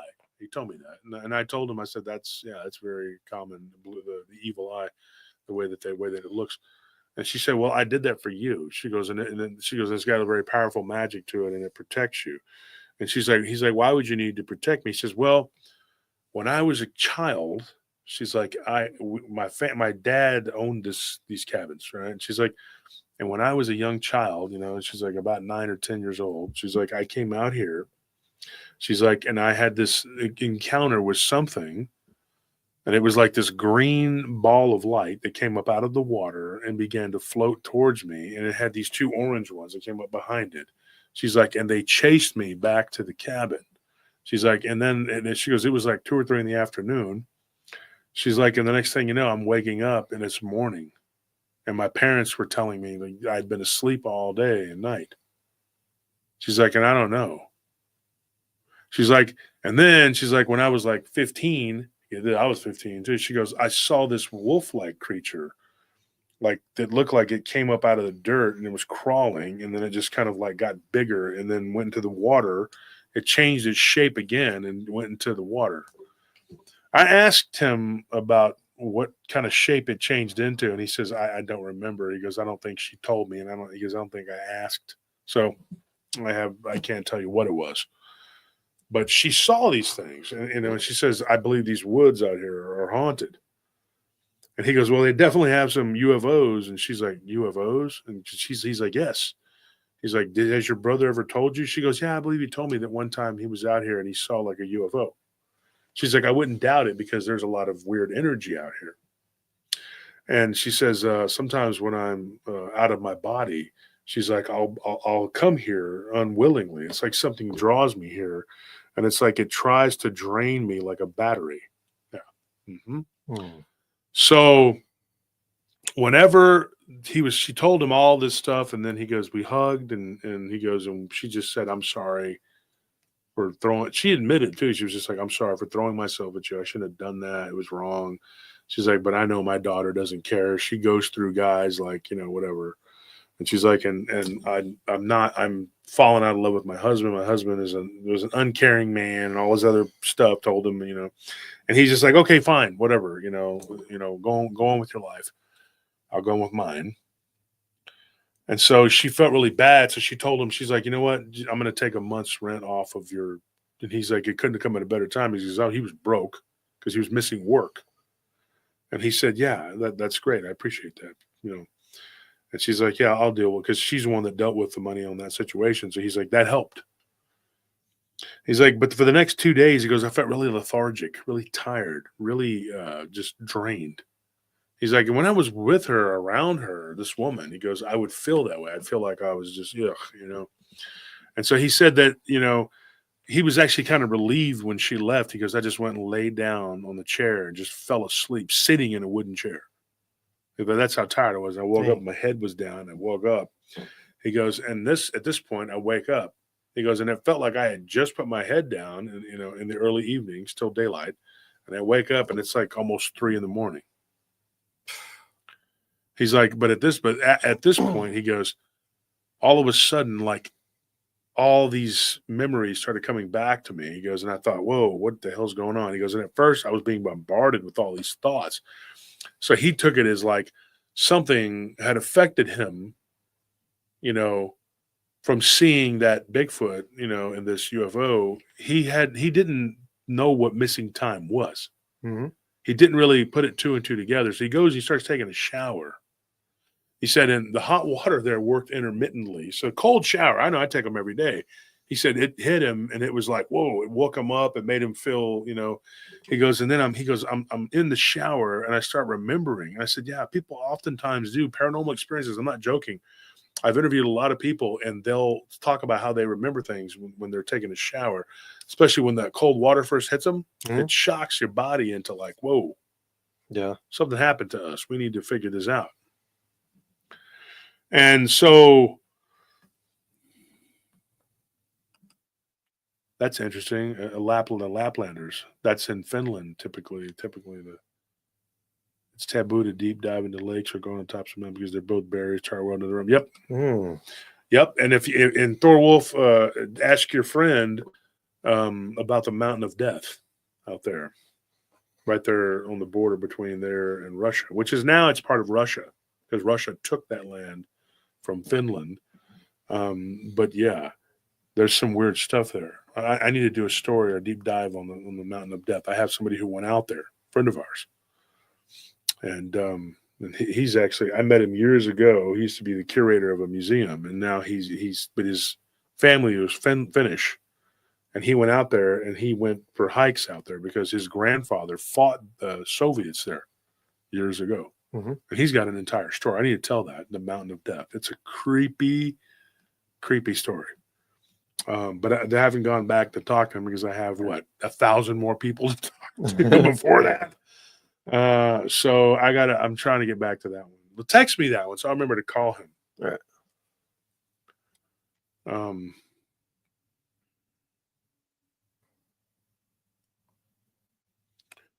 Yeah, just put text, and you could just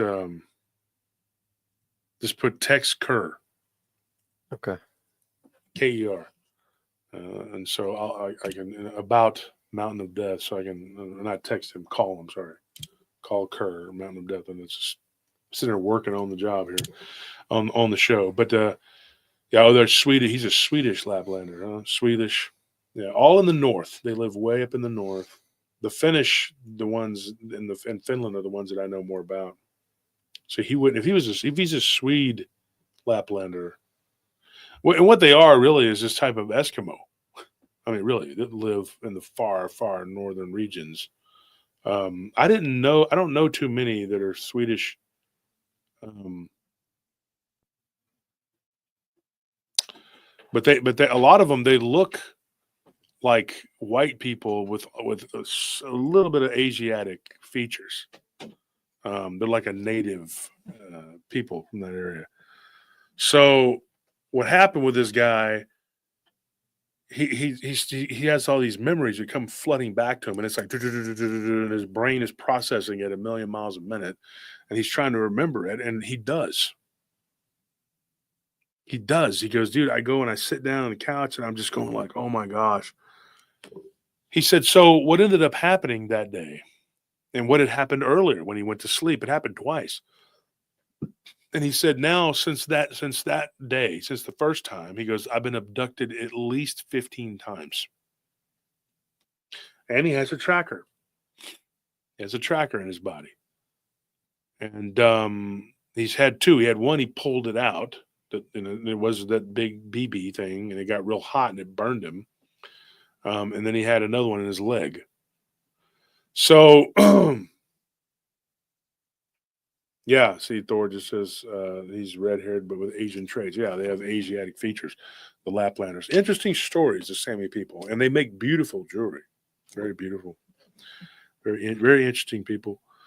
But so this guy, he says, look, man, he's like, he goes, I see this Bigfoot type creature. He goes, and then I get abducted, and he goes, and it was right there where the Bigfoot was. Like, it was just right there.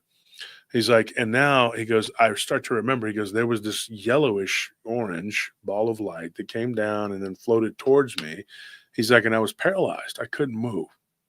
He goes, I was just stunned. He goes, and I wanted to scream. I wanted to scream for help, and I couldn't. He goes, and eventually it just came over me. He goes, and I felt this warmth, this heat. It didn't burn me. He's like, but it felt very weird and alien, and there was like almost like this goo. He described this. This is weird. He described being inside of this orb almost like living goo, but it didn't stay on you. It was like you got goo all over you, but then it doesn't stay on you. You can breathe it. It's really weird the way he described it. I've had other people describe something very similar, right? So it takes him and it pulls him up into this craft. Now he doesn't remember everything because then there was at least a couple of hours because he woke up on a table. When he was on this table, he said he looks around the room and he sees these two little diminutive gray-like beings, but they don't have the big weird almond eyes that go up like that. Because honestly, I think those are their masks. I don't know for sure, but that's what I think. At least some of them. And so somebody says amniotic fluid. Yeah, very much that. Yeah, it could be. That's very possible. And so these beings come up to him, and he goes, and one went around the other side, and one was on his side, and they were like touching his arms and his legs with these little like pincher things. And he goes, it wasn't hurting. And I was reacting each time they did it. And they kind of looked at each other and then they walked out. He's like, and then I see this giant looking mantis like creature. It was a humanoid shaped creature, but it had a huge mantis like head that came back. He's like, and it went over to his left side and it began to look at him. And he goes, and then the next thing you know, there was this like silver stick looking thing. It went into his mouth, and they sprayed something, and it was like he felt a squirt, and then he was back asleep. Then he wakes up again, and he's gets up, and he's like, there's no one in the room. He's not shackled down or anything, and he can move. I mean, he wasn't shackled down to begin with; he just couldn't move. But he got up, and he goes to the door, and it opens. It slides open like a sliding door to a grocery store. And he walks out and he begins to wander around. He's like, and he's wearing like this white robe looking thing. And he goes to the edge of this craft and he looks and he's like, oh crap. And he sees this window. He's like, and he goes, we must have been like, really high up in the sky. And he goes, and I look and I see like a plane going up. So it's going up further up than where we were. So he goes, I knew I wasn't up so high. Thank you for that, Evan. We appreciate that. Actually, have somebody I think who may be able to send us cameras. I don't know. I have a deal with Excalibur to try to buy those, but I have somebody who may be able to send us what we need, but I don't know yet. I have to kind of figure it out. So I don't know what's going to happen. I got to get back with the guy, so I'm not going to claim victory because we've been through this before. So, anyways, he goes over to the where there's just like this window, and there's this. It's just like a little room, you know. And he said there was like these little chairs, and then there was this really big chair. He's like, and he goes, I'm looking out the window, and he goes, and I see the sky. He's like, and we're way up above the earth, you know, thousands of feet. He goes, but I can see down below. I can see the lights from the earth, you know. He's like, but we weren't in the atmosphere or anything like that because the guy saw like a plane going up above us, and then it was kind of starting to like, you know. And I'm thinking, if I'm aboard a craft of some kind, he's like, that the people on this plane could probably see us. He goes, and to this day, I don't know how they didn't. He's like, until I figured out, he goes, that they had some kind of like cloak. He goes, that he figured that they must have some kind of cloaking. And I told him, I said, yeah, more than likely they didn't see you. They use this thing like what they called like mirror cloaking. It's a very simple process. But these also can kind of hover in this in-between zone, which I don't even want to get into. It's complicated. I told him what I thought about it, my theory on it. But he said he saw like, you know, the sky, the night sky. And he goes, and I looked up and I could see the stars out into the sky. He's like, and I was way up there. He's like, but it was like there was, you know, I wasn't that high up that there wasn't a plane that could, you know, that could fly up a jet. And he's like, dude, it was like a commercial, you know, jet that was like gaining altitude, you know, it was like, you know, and he says, dude, he was like, not so high up that you're able to see, you know, like the grid of the earth, you know, but it wasn't so low that if you fell out, you wouldn't, you know, die, you know. He's like, you would definitely go, you know. He goes, and then he's like, these, as I'm standing there observing this, he goes, I turn around, these beings are just right behind me. And he goes, and it was real quick, unnerving. And he goes, and I couldn't believe how quiet they were, you know. And he goes, I turn around and there it is. It's just right there. And, you know, and like I said before, you know, it's like a spider, you know, just the UFO thing is creepy because the beings do the same thing the crab does. They don't make noise sometimes.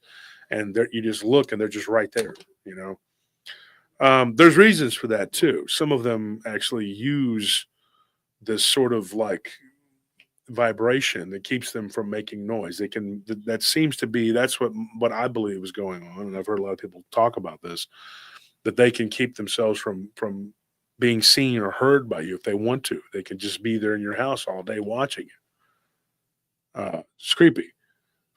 And so he was standing and he turns around and there are these three beings and they don't look like the other beings he had seen. There wasn't a mantis looking being and there wasn't these short grays. It was like a tall white being, very light skinned, he said, and it was just like white, like a sheet of paper. And it was a female. And it came and sat down at that chair, in the big chair, and it started to talk to him. And he's like, but not the way that we communicate. It was like, you know, thoughts in your mind.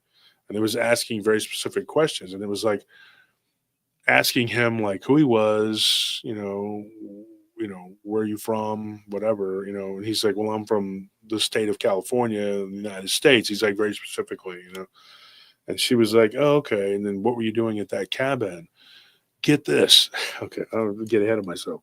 And she, at this point, this being, and he said that she gave him a name, and it was like Orlax or some weird Arlux or something. He says, and it wasn't, and it was very quick. She said her name one time, and she never repeated it because I guess she didn't think it was important. I told him this. I said, anytime any kind of being from anywhere has a name, you need to know it. It's important. And they're good about not telling you who they really are. But that's a whole nother thing. And so she started talking to him and she says, look, she's like, we've been coming here for a long, long time. She's like, and the lake that you like to go to, she's like, we have a place down there that we submerge, and we keep our craft down there. She's like, we're doing research in this area. This is where it gets really interesting. And he says, what kind of research? He says, well, you have these creatures that inhabit this area. She's like, and then there are some that are from within the earth. This is what she says. They live below the earth, below the earth's crust. And they're down there. She's like, and there's a lot of things down there. And some of them come up, they burrow out, and they come up out of the ground, and they're able to change their shape. She's like, and we're studying them. And she said that there's another type of creature. She's like, and I think that you saw it. She's like, because we did a scan in your recent memories, they could tell what he saw, She's like, and your recent memories showed that you had seen one of our test subjects. So that was the Bigfoot. Mm-hmm. So they must have taken this thing and released it. She says we tagged them basically, and then we follow them around. And here's the interesting thing. This was not the last encounter he had with these beings. He goes, and then the next thing, he said, I wake up and I'm on the floor next to my bed. He's like, and I laughed. I was like, oh man. He's like, I was like, to this day, these efforts can't get it right. They'll put you in your clothes backwards. They throw you on the floor. They're just like, here you go, whatever, And I kind of likened it to McDonald's or Wendy's or Burger King employees. I'm not disparaging them, but it doesn't look like it does on the sign. Let's be honest. When you order something from them, they're like, oh, really? Really? And they take it and then they just they punch it. Put it in the blender. Yeah. And then they squeeze it and they throw it into the bag, and then they take napkins and they throw them over their shoulder. And then, then they get some fries. And they're like, oh, the fresh ones? No, I don't get those. Those over there, the ones that have been sitting, and they throw them against the wall, and they take them and spin them around. They find the little crunchy, crappy pieces that you can't eat, and they stuff them into a box, and then they put it in the bag. And just for good measure, they slam the bag up against the wall a few times, and then they go and they pour this much soda with ice filled all the way to the top. Sound familiar? Mm-hmm. Then they don't put a straw in there. They're like, over the shoulder. Not going to happen. And then they give you your food and your beverage. And they're like, ba, ba, ba, ba, ba, F off. So let's be honest, right? So this is these are the employees. And I'm thinking that it's the Greys. I blame them. I think that they're the underpaid employees. Yeah. The higher up Greys are like, look, Zarkon, you must go and do this. And he's like, yes, I know. Put the shirt on correctly. They're like, look, if it has words and print, this goes out in the front. How hard is this to remember? Yes, I know. And sure enough, they're like Zane, okay. And they put the shirt on backwards. The tag is sticking out. And then your pajama bottoms are on backwards. You have one flip-flop that's on your hand. And you wake up like this, and you're on the floor, and you're like, well, and your dog is licking your face. And, because, Zorlak doesn't care. He's working at, he don't care. He's Mick Saucer. He don't care. Got the grunts for a reason. Thank you for not choosing your own free will to go to Mick Saucer. Have a bad day. Yeah. And so that's just kind of what I think is going on. I have no proof of this. All right. This is not, there's no data. There's no data to support this. The data, if you had the data, you'd be able to support it with the data. Okay, but I don't have it. I'm just assuming things, and that makes an ass out of you and me. Okay, partner? So anyway, these Greys, they dump him off. At least that's what I think they did. I mean, we don't know. We kind of joked about it. And then, and I told him, I said, look, dude, I said, Donnie, what do you think happened? He says, I don't know. He goes, every time they've ever abducted me, I always end up in some weird place. He's like, I ended up in a hammock in my neighbor's backyard. He's like, they can't even get the damn house right. And he goes, but I haven't had an abduction scenario in a long time. He said the abductions went on for 12 years. So when you stop and you think about that, he was 22, right?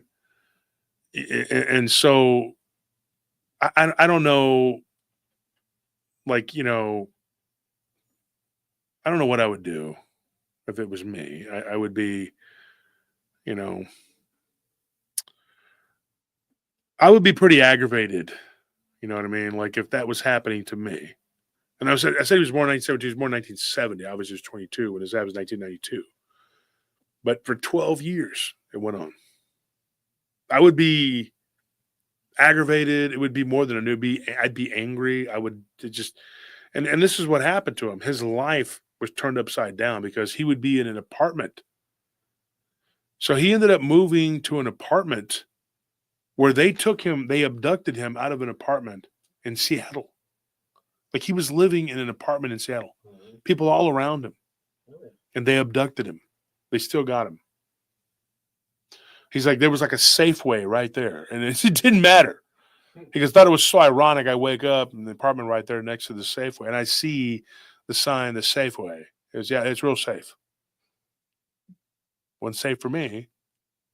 He goes, and I said, what happened? What changed in 2004 when the abduction stopped? You had 15 abductions after these initial 2. What changed? Right? He said, well, I started dating this girl. He's like, and she was a big believer in Christ. And I'm not trying to make this into a sermon or whatever. You know, this is not what we're doing tonight. But she did. She told him, she's like, one day she had a demonic attachment to her. And when she was little, this thing was so bad that it would hit her and do things to her. And it just looked like a black little girl with like black hair. The features she could barely make out. It was just like a solid black, like we were talking about the woman that looked in the mirror. Remember we were talking, maybe it was on BMR, I don't know.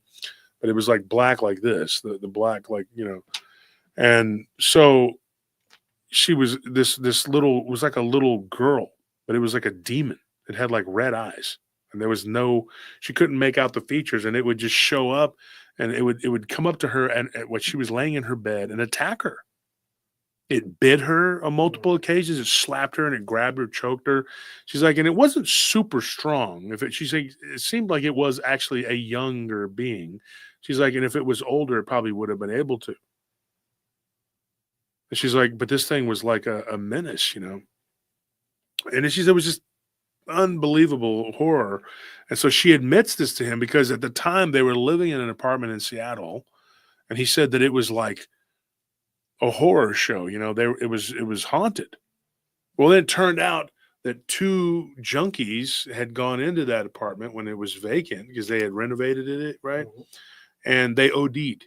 They took a hot dose, and both of them were like toast. That old H-bomb, the heroin.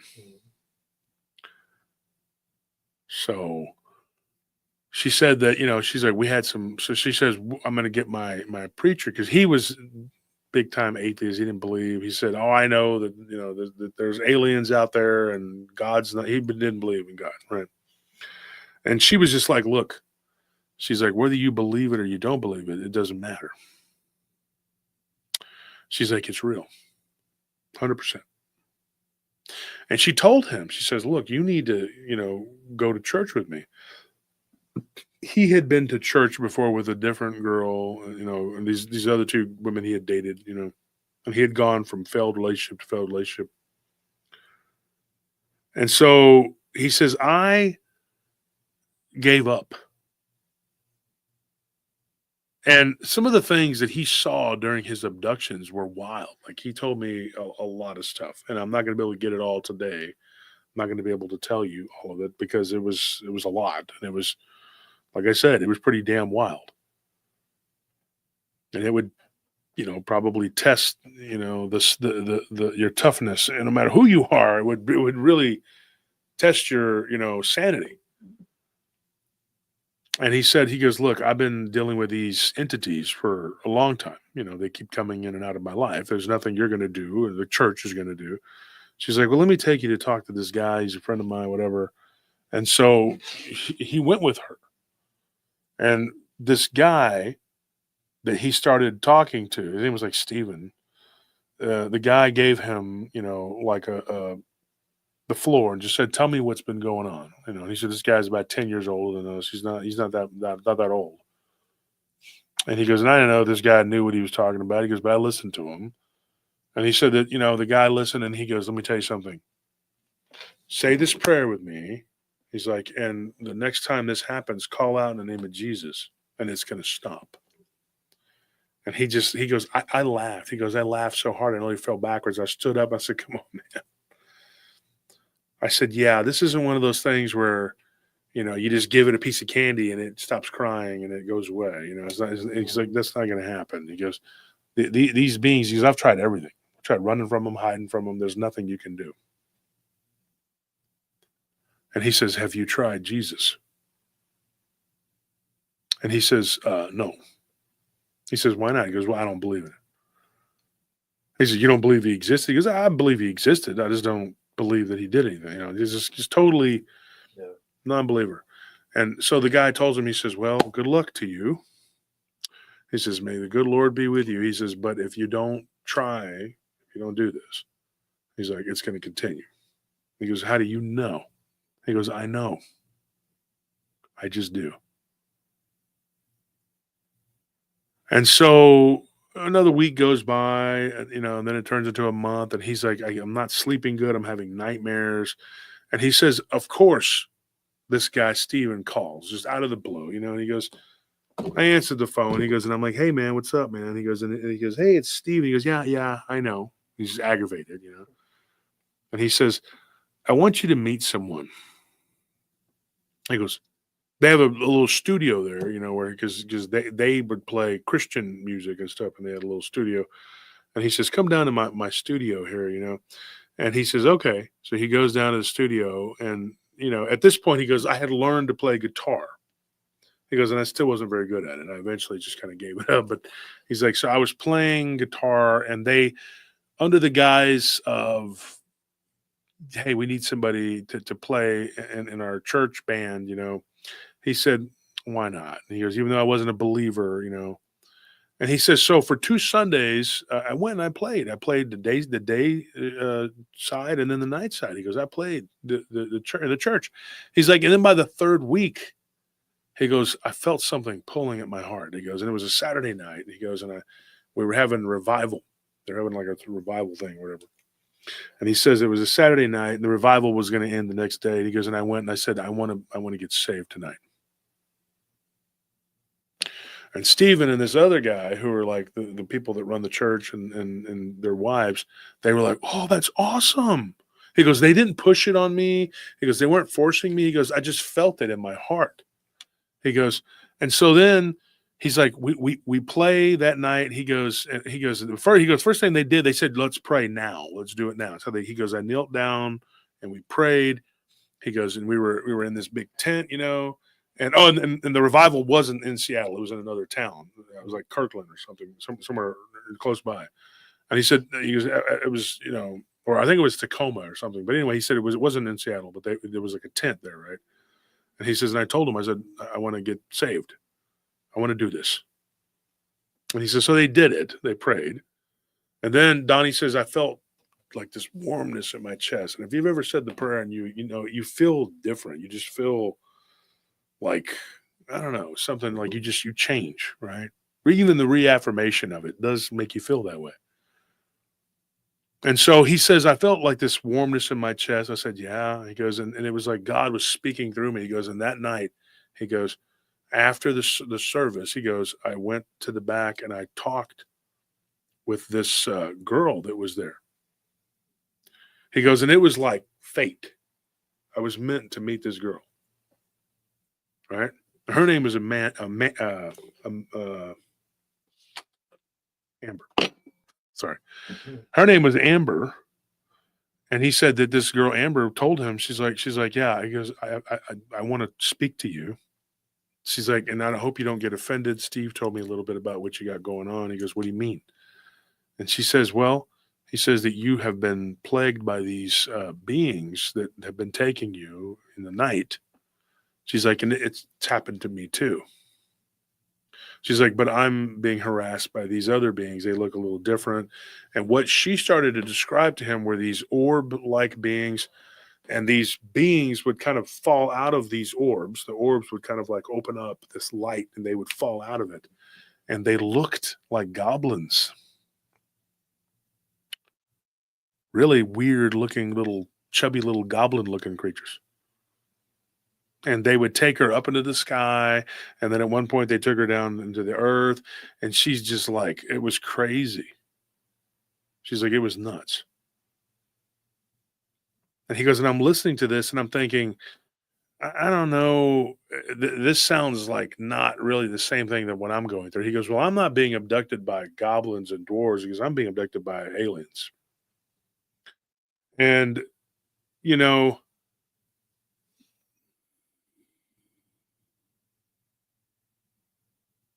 Abracadabra says, talk to vampires. They say it's BS. You can't turn back into a human again, especially if you were born that way. Yeah, you can. That depends on what kind of vampire you are. There's different types. There's not just one kind. And I don't know who you're talking to. Are you talking to the ones that pretend they go around with the fangs and all that? Are you talking to real vampires that actually practice this necromancy and all this other crap? Because there's different ones. We can get to that in a minute there, Abra. So anyways, this girl was telling him, she's like, and I've been abducted. She goes, yeah. She goes, sometimes I would get taken aboard a craft. She's like, but then other times they would just grab me and I would just go into this darkness and then I would wake up and I would be somewhere. Which is interesting. Mm-hmm. And she said, but she did say this. She said that the beings that were taking her aboard the craft looked distinctly different than the ones that were grabbing her. And so I say this, and this is just a theory. I don't know. I can't even, this is something I'm just postulating on. I don't know for sure. This could be a completely just, and I don't want to lead us down the wrong road because I don't know. But listen, hear me out. What if they are all different? Like what Tex and BMR were saying last night. They think that it is the same, but it's all different too. But it's all part of the same genre. But what if these beings, it's not really them, it's you.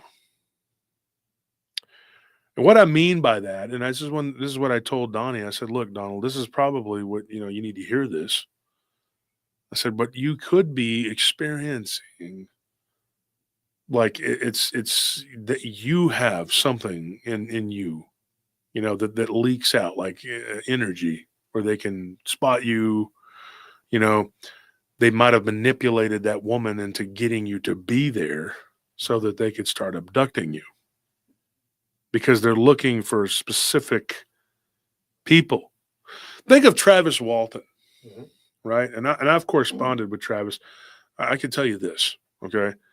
Travis has that story that he's told it a million times, and so, but Travis, he had that one experience, and he was abducted and he was taken aboard a craft, but he was never taken again, right? So it wasn't like, thank you, Joseph, for that. We appreciate it. You think you were just in the wrong place at the wrong time? Yeah, I do. He walked out there and got zapped. I mean, and Travis's story changed as his understanding did, as anybody's story would change his understanding of it. You kind of tell it from a different angle because you understand it more.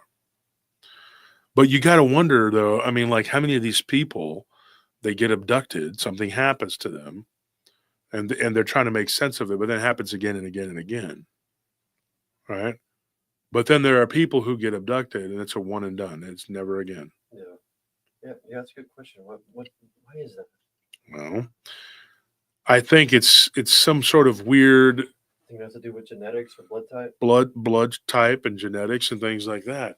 So him and Amber, they have this something similar about them that makes them be what they are, and be abducted. So you got to wonder, like if that plays and so we went down this kind of rabbit hole, me and him, we talked, and I threw a couple cases out there from Albert Rosales and the different types of aliens that people have seen and things like that. And he said, dude, yeah, I've seen all these different types of aliens. I've seen different creatures. He goes, and then when she described these short goblin elf-like creatures, but they were they weren't big and chubby. They were like these thinner, smaller, like little goblins, and they were just kind of hopping around. He goes, I've seen those too. And they were in this like dark area of like what seemed to be a ship, and he kind of got off, whatever. One of the more horrific things he saw aboard one of these ships was one of these mantis-like creatures. Literally, what it looked like, to him, what it looked like, he was holding a smaller being that was some sort of little tiny blue-looking thing, and it was chewing the back of its head. Yeah. And he just kind of wandered in, and the thing was like, and he like turned and looked at him, and he was just like, he ducked out of there real quick because he was like, man, I got to get out of here, And so I asked him what he thought it was. He goes, I don't know, but something was eating dinner. It was squatted down in this little, room with these benches that were kind of made into the wall, and it was eating it. And he goes, it was a humanoidal looking little being that was being eaten, And so he goes, these things weren't friendly. He goes, and they were rough with me too. And at one point, he was on a ship where there were like several different types of creatures. And there was this one reptilian that ran up to him and was like looking down over at him. He goes, the thing's breath smelled terrible. It was like, smelling like a slaughterhouse or something. And then there was like this sort of argument between that being and this other tall white being. And that reptilian was asking, like if they planned on keeping this vessel, which was, I guess, talking about him. Mm-hmm. It's like they were talking about it, and this thing was like, well, when you're done, I want to eat him or eat it. And he was like thinking, oh my gosh. And the taller white being was like, no, we're tracking this individual. There's nothing. You're not. This isn't dinner. Yeah. Take something else. And the thing was like, okay, and it took off out of the room. And then they all were kind of standing around. He goes, and there were these 2 or 3 other types of beings that were all kind of talking, but there were multiples of them. There weren't just 1 or 2. There was like, like 4 or 5 different kinds, and there were 2 or 3 of each kind. They were all standing around a little group. And one of them made a comment, like mentally, you could hear it. And he was like, I hate dealing with them. They're very aggressive and they want to eat everything. And he was just like thinking, this is a nightmare. What the hell, So this girl, Amber, well, she wasn't really like a girl. She was an older teenager. She wasn't a little kid. She was like 18. He's like, but she'd been having these experiences, and she had this experience when she was in Northern California, and she was being chased. Get this. I thought this was really interesting. The girl told him that night under the tent, he goes, we were there till like 1 a.m. talking. Church service was over by like, 10, and or 9, whatever. And he goes, we were there, And she said at one point she went into the woods with this guy that she was dating. He was a much older guy she shouldn't have been going out with. And she was only 14, or she was 15, and that guy was like 20, 22, something like that. Yeah. And so he had her out there in the woods running around. And she said, and they started getting followed by this, get this weird looking, sort of like a Bigfoot. And I know exactly what she was describing. But she said it was like a Bigfoot type creature with backward bent legs, like a wolf, and sort of a wolf-like head. Right? But it had a humongous, massive body. And so it was one of 2 things, like either the gugwe or a werewolf. And when we say gugwe, we don't necessarily mean the exact Native American description of it, but something that looks in between like a Bigfoot and a dogman. So you got this, this weird thing. It started to like stalk them. And then the next thing you know, they end up getting hit by this like red light, and then they're aboard this craft or whatever. And so like, whether this thing was conscious of what it was doing, it did kind of herd them towards that craft. And she thinks that they're able to, her opinion of it was that they're able to manipulate these sort of like lesser, weaker beings. That's what she would say. She said they're using them to sort of distract and get you to go in the direction they want you to go, and then they take you. But over the years, and he's got a lot of information. I couldn't disseminate it all tonight. But another thing too, he joined this group of like alien abduction survivors, and one of them was telling him Now she was telling him that there are all these other kinds too. They're like these kind that will come and grab you, that are like these guard dog looking ones, you know. There are these mantis ones, you know, there are these different types of reptilians, there's all these different kind. And she's actually witnessed them holding like a trial where they were like all around this little sort of like oval seating arrangement, and there was this being standing there in like what looked like chains, and they were like judging it. And then after that judgment was this lion. The only way she could describe it, not like it was a lion, but she told him it was like a lion, but couldn't really, there was no way to compare it to anything else she'd ever seen before. But it came out and like grabbed that being and just like devoured him right there. It was like they had passed judgment on this creature or whatever. She's like, there was like this whole hierarchy, and they had this whole system, you know, these beings that they know of each other. And she said, and some of these beings just looked absolutely human, just taller, bigger. And so he learned a lot from being, you know, in these support groups, and then, you know, he joined these forums, and, you know, remember there used to be chat rooms, you know. Yeah. And he would join these chat rooms, and they would talk about their abduction experiences. And so he's got a ton of information about that stuff. So anyways, he had all this information he gave me, and I was wondering though, you know, I don't know. So he becomes saved, and he feels this renewed energy, whatever. This next situation that happened was about 3 weeks down the road. And he was driving along, and he started getting really drowsy, and he goes, oh no. He said sometimes that's how it would happen. He would just get really tired. He's like, and he pulls over the side of the road. He's like, and I felt like I was going to pass out. He goes, I'm just like, I can't stay awake. He's like, and before I did, he goes, I had this crucifix, you know, not unlike mine. And he just like grabbed it. He's like, and I just started praying, and I was like, Lord Jesus, protect me. Lord Jesus, protect me. And he's like, you know, and he said the prayers, you know, like he was supposed to. He's like, and these beings, they come. He's like, and I was very cognizant. He's like, I was not asleep. I woke up and I could see them coming out. They don't even walk. They just kind of floated toward him, and they were going to take him. And when they got towards him, they couldn't open the door. They just tried to make the door open. And then when they couldn't make it open on its own, they had to start physically trying to pull on it. He's like, and he goes, the door unlocked. The doors to his car unlocked, but they couldn't open the doors. And he says, he kept looking at them through the window. And he was like, I rebuke you in the name of Jesus. He's like, and these beings, they kind of looked confused, and they looked at each other. He goes, and then they just kind of went back to where they came from, and then they were gone. He didn't see the craft. He just saw them kind of go up, and he just assumed that it was there, and it was cloaking in the sky. And he's like, and there are cars going by. They're not even seeing what's happening to him. And that's another really, the abduction phenomena is so twisted, dude. It's so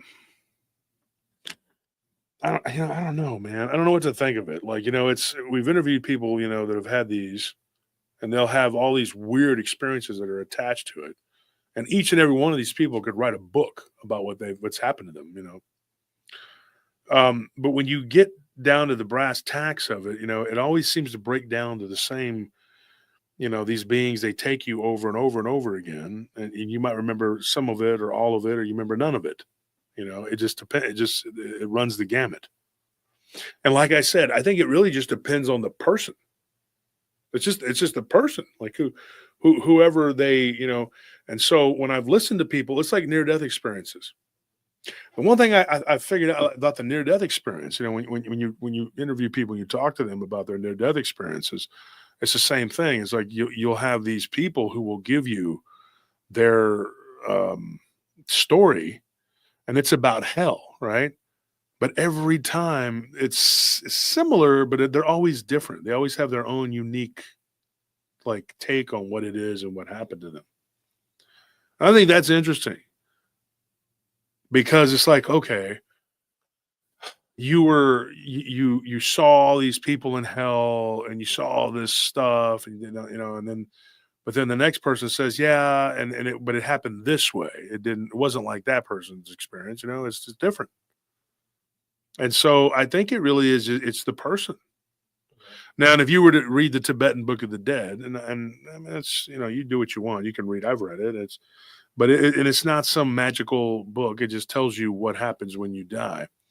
They'll say that that's an illusion, and that you have to fight through it. And each one of these steps you're trying to get through is an illusion. And if you don't make it through, you'll get stuck in one of these realms, and you could literally be stuck there perpetually.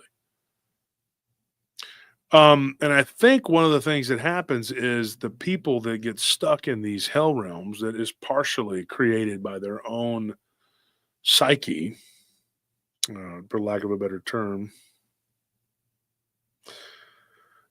I think what happens is they get stuck based on their karma. You know what I mean? Mm-hmm. And I think what happened, they have no way out of that situation because the tools for them to get out of it have been stripped away. You know what I mean? Yeah. They're the people that aren't going to even try to call on Christ. They're going to try, because they or they do know and they can try and call, but they're sociopaths, and it's too late. They have no redemption. I don't know. I've wondered that before. And then here's a good one. Constantinos Kalamanitis. I guess you're Greek.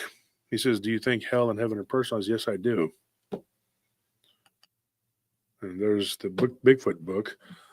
Go check out the Bigfoot Phenomena. It is a weird book.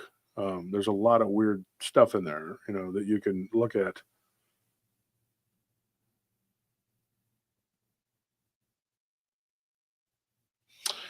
I don't know.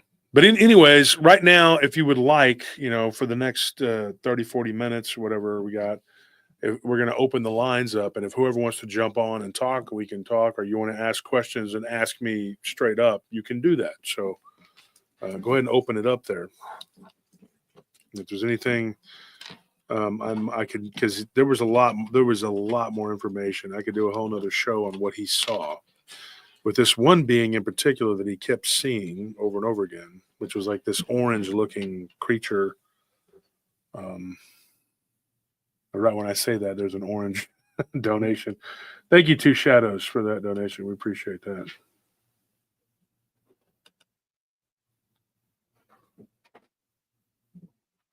Well, Jake says, I refuse to believe sociopaths are beyond God's grace. Why?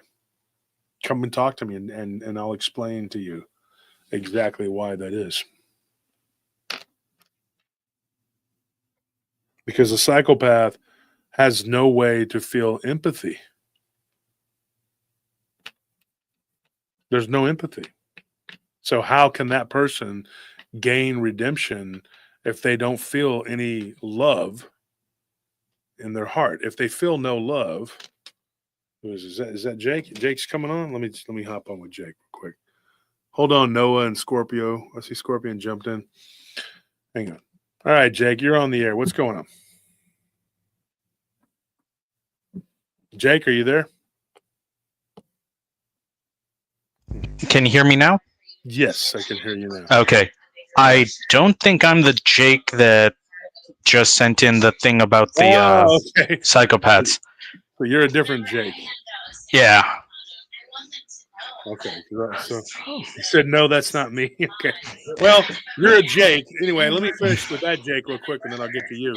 All right. Yeah. I believe, just mute your thing just for 1 second.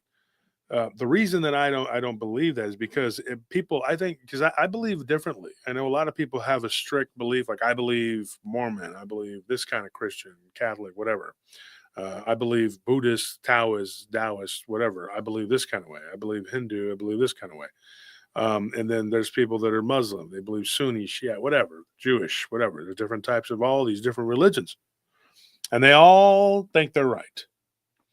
The problem is that they're not. But the correct is that they are. They are all correct to a degree, but they are all also wrong to a degree. So that is, that is the problem. So here's what we got. You have somebody who is born without any empathy. They don't have any way to. So when they don't have any love, they can't love. First of all, you have to love, right? And Jesus says love covers a multitude of sins, right? And then they have to be sorry for what they've done in order to forgive. You have to understand what it means. You know what I mean? They can't. They don't. So tell me, how is that person going to get into heaven or get close to God? They don't. How do you think someone is born that way, though? Like, what is the spiritual process for someone to just... The spiritual process or the physical process? Well, I mean, I would imagine that it would start as a spiritual process. Yeah. Well, that's the key, isn't it? And a lot of people who are in the Abrahamic faith, they don't believe in reincarnation. The reason they don't believe in reincarnation is because the early church, I'm not talking about the Gnostics. I'm talking about the early church. Right. Constantine and forward. They took out all that information because that was a big problem. They couldn't have them saying, hey, and a lot of people believe, and scholars don't want to say this, and some will, but they don't want to believe that Jesus was teaching reincarnation, even though he did study in the East. And they want to believe that this was, that this isn't possible, because if you believe in reincarnation, it could affect your way that you follow the church. The church tells you, don't do this, because this unhinges our control. Then people say, okay, I have this ability to have free will, right? But if I screw up, I don't necessarily go to hell. I might not go to heaven, but I'll get to come back and do it again, which isn't really a good thing either. It's just, that's a rough process you don't want to go through. Right. But people are ignorant, and they'll be like, well, I'll roll the dice. And that's more often than not, people are going to do that. They're not going to think about committing sin. And of course, the sin that they were telling people was not always the real sin. They were just like, rebellion is as witchcraft. And they didn't just mean rebellion against Christ or God. They meant the church, which was inextricably linked to the monarchies. You did what the Pope said, you were in his favor, right? Otherwise, you were an apostate, and you were at risk of being attacked by all these other, Roman papacy states. So you wanted to stay in his good grace, right? Until the Reformation, then things changed, but then you still had that same code of Deuteronomy that they were using. And so that is the key right there. So you got to look at it in that in-depth, way. And then Jake says, if so, do you think he would allow his written word to be perverted and be purveyor of lies? If so, what do you mean? If so, do you think he would allow his earlier comment gave context. It says, Wolf, do you believe the Father is omnipotent? Yes, of course, I do. And he says, if so, do you think he would allow his written word to be perverted, purveyor of lies? Here's the thing. Think about it. The omnipotent creator, we could get into a whole discussion on that, but I don't want to do that right now. But the omnipotent creator, right? Why would he need anybody to do anything for him at all? Doesn't make sense, does it? I don't know who just jumped off, but I'm sorry for Noah. Noah was on here. You can come back on, Noah. I'll put you on. But anyway, I just, he doesn't. So it doesn't make any sense, right? A lot of things, because, and I'll say this one time and we're going to move on from it.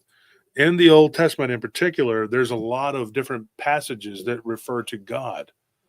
But in those passages, in a lot of those passages, what happens is, and I'll bring you on, Noah, just mute your mic for just a minute. What happens is that each one is an individual that's different from the other, and they just roll them all into one. Like the Elohim can be plural, right? And it's not the same being, I dare say, like the being from the creation story is different than the being that Moses was following. I mean, it's a sticky thing, and if you start getting into it, people get upset and they want to get all because I've been raised to believe this way. Well, keep believing the way you were raised. It doesn't matter. I mean, I'm not telling you to change your belief. I'm just telling you what I've studied, what I know, what I believe. And I don't care what anybody says. There's nobody out here in this field that's going to smoke me on a debate. They can say they will. You can try. But if you're starting off you're starting off behind the 8 ball because you're already starting off with something that's flawed from its very beginning. And that's the problem, is that religion is completely flawed. That's why I follow Christ. So they have said things that aren't even that aren't true about Christ. I mean, but there's no, and then they'll say, well, this has all been debunked. By who? When? How? Because who are the ones that are doing the debunking? Who are the ones that decide and say this is true and this is not? They can't prove any of it. Look at for an example, like the Book of Og. Mm-hmm. You know who Og was? Mm-mm. Og was this giant, right? And this is interesting. It kind of goes off, and then we got to get back to these people so they can tell their stories. But Og, look at the Book of Og. They said, well, it's never really been put through the ringer by these theologians, so it's not really accepted as any sort of canon. But Og was defeated by Moses and his army, right, in Canaan. He was a Mesopotamian giant. He was a king. But there's stories of Og actually having survived the flood. And there's some interesting stories. In fact, it would be a very epic tale, because one of those stories is that he stayed on the boat with Noah. Noah took mercy on him. This was before Moses, right? And that they slew the Leviathan. I read that recently when I was looking at Leviathan and what it was and who he was and whatever. Because all I knew was that little bit of the Leviathan and the behemoth in the Bible. I didn't really do a lot of research, but I did. And this name came up, Og. So I did some research on Og, and I figured out who he was. And I was like, oh yeah, he's I remember him from fighting with Moses. He was this giant. They said that he was like 9 foot tall and 5 foot wide. It was some ridiculous number. So he was like a giant. Or maybe he's 11 feet tall. He was big. He was a big guy. And supposedly he fought the Leviathan. But then there's this other passages in the Book of Og where it says he did make war with the dragon. Now we know in the Bible that the dragon and the dragon's mentioned one time as Lucifer. He's the dragon. But Og did make battle with him, make war with him, and he overcame him. So this could have been a story that was just implemented to make it look like what Moses and his brother had accomplished was like even bigger and stronger and better than what, he defeated a giant that once defeated the dragon, Mm-hmm. But it was pronounced heretical by Pope Gelasius. Yeah. So why was it heretical? Well, because it ran anathema to what they were trying to tell us. And they pushed all of these books together when they really shouldn't have. They did what they were doing. Yes, and Lauren says he supposedly hung on the boat. He did. That's what, Og was the king, of Bashan, So there you go. And it's just it's so weird. We go down that rabbit hole and then you end up here, whatever. And so anyways, Jake, I wasn't trying to argue, but I just wanted to tell you, because I do believe. No worries. Yeah. Oh, for that one. Yeah. Yeah, and this Jake says this is all with love. Will we disagree? But I still love you. Please don't feel like I'm attacked. I don't feel attacked. I don't care. You can believe what you want. Because we're all learning here, right? And we're learning together. We're trying to figure. I've learned things just recently. It's not like I've already figured it all out. I try to learn something new every day. Because that's the thing. I mean, and like I said last night on BMR's show, like I had a friend who was from Germany, and he was just like, you've amassed all of this knowledge. What are you going to do with it? I guess I'm going to do something. Well, now I'm doing something. I'm on a podcast and / YouTube channel, and all this information is going out there for you. But I tell you right now, it is impossible for a person who is a now the definition has changed too. It used to be a sociopath, now it's psychopath, which to me was the psychopath was a person who had graduated to killing. Sociopath was just somebody without empathy who was capable of it. Now it's flipped. And I can tell you right now, with all sincerity, that's a Mandela effect, because I remember specifically, because I studied psychology in college. And it wasn't like my strong suit. I just took a couple classes, but I remember that much, and I aced them. But it was, I think it was like my junior year or something. But the bottom line is this: what do you, what is the what is it? Sociopath, psychopath, either way, it doesn't matter. It's a different name for same psychosis. They have no empathy. They can't feel, and they don't feel any sadness or sorrow. They're incapable of it for maybe more than one person. Do you really think that someone like that can get into heaven who is incapable of it? Now, miracles being what they are, Christ could change that person. But then if he changes that person, this is the last thing I'm going to say about it, then they cease to be a sociopath. So then they're not really a sociopath, are they? So a sociopath or psychopath, whatever, cannot get into heaven. They can't be redeemed. So if you die as a psychopath, sociopath, it stands to reason that you're going to die. Now, I know that's kind of like a body in motion stays in motion. I know what you're getting. But what I'm saying is, like, yeah, if it's a sociopath, psychopath, and they somehow find redemption, then they weren't a psychopath, sociopath, were they? Do you see what I'm saying? Does that make sense? Anyway, That's all I'm going to say about that. Anyway, let's get to Jake. Jake, what's going on? Hey. Well, when you were talking about the near-death experiences, are they all about hell, or are there others that are, No, absolutely not. I mean, there's a ton of them that are about heaven, purgatory, state, like a state of being.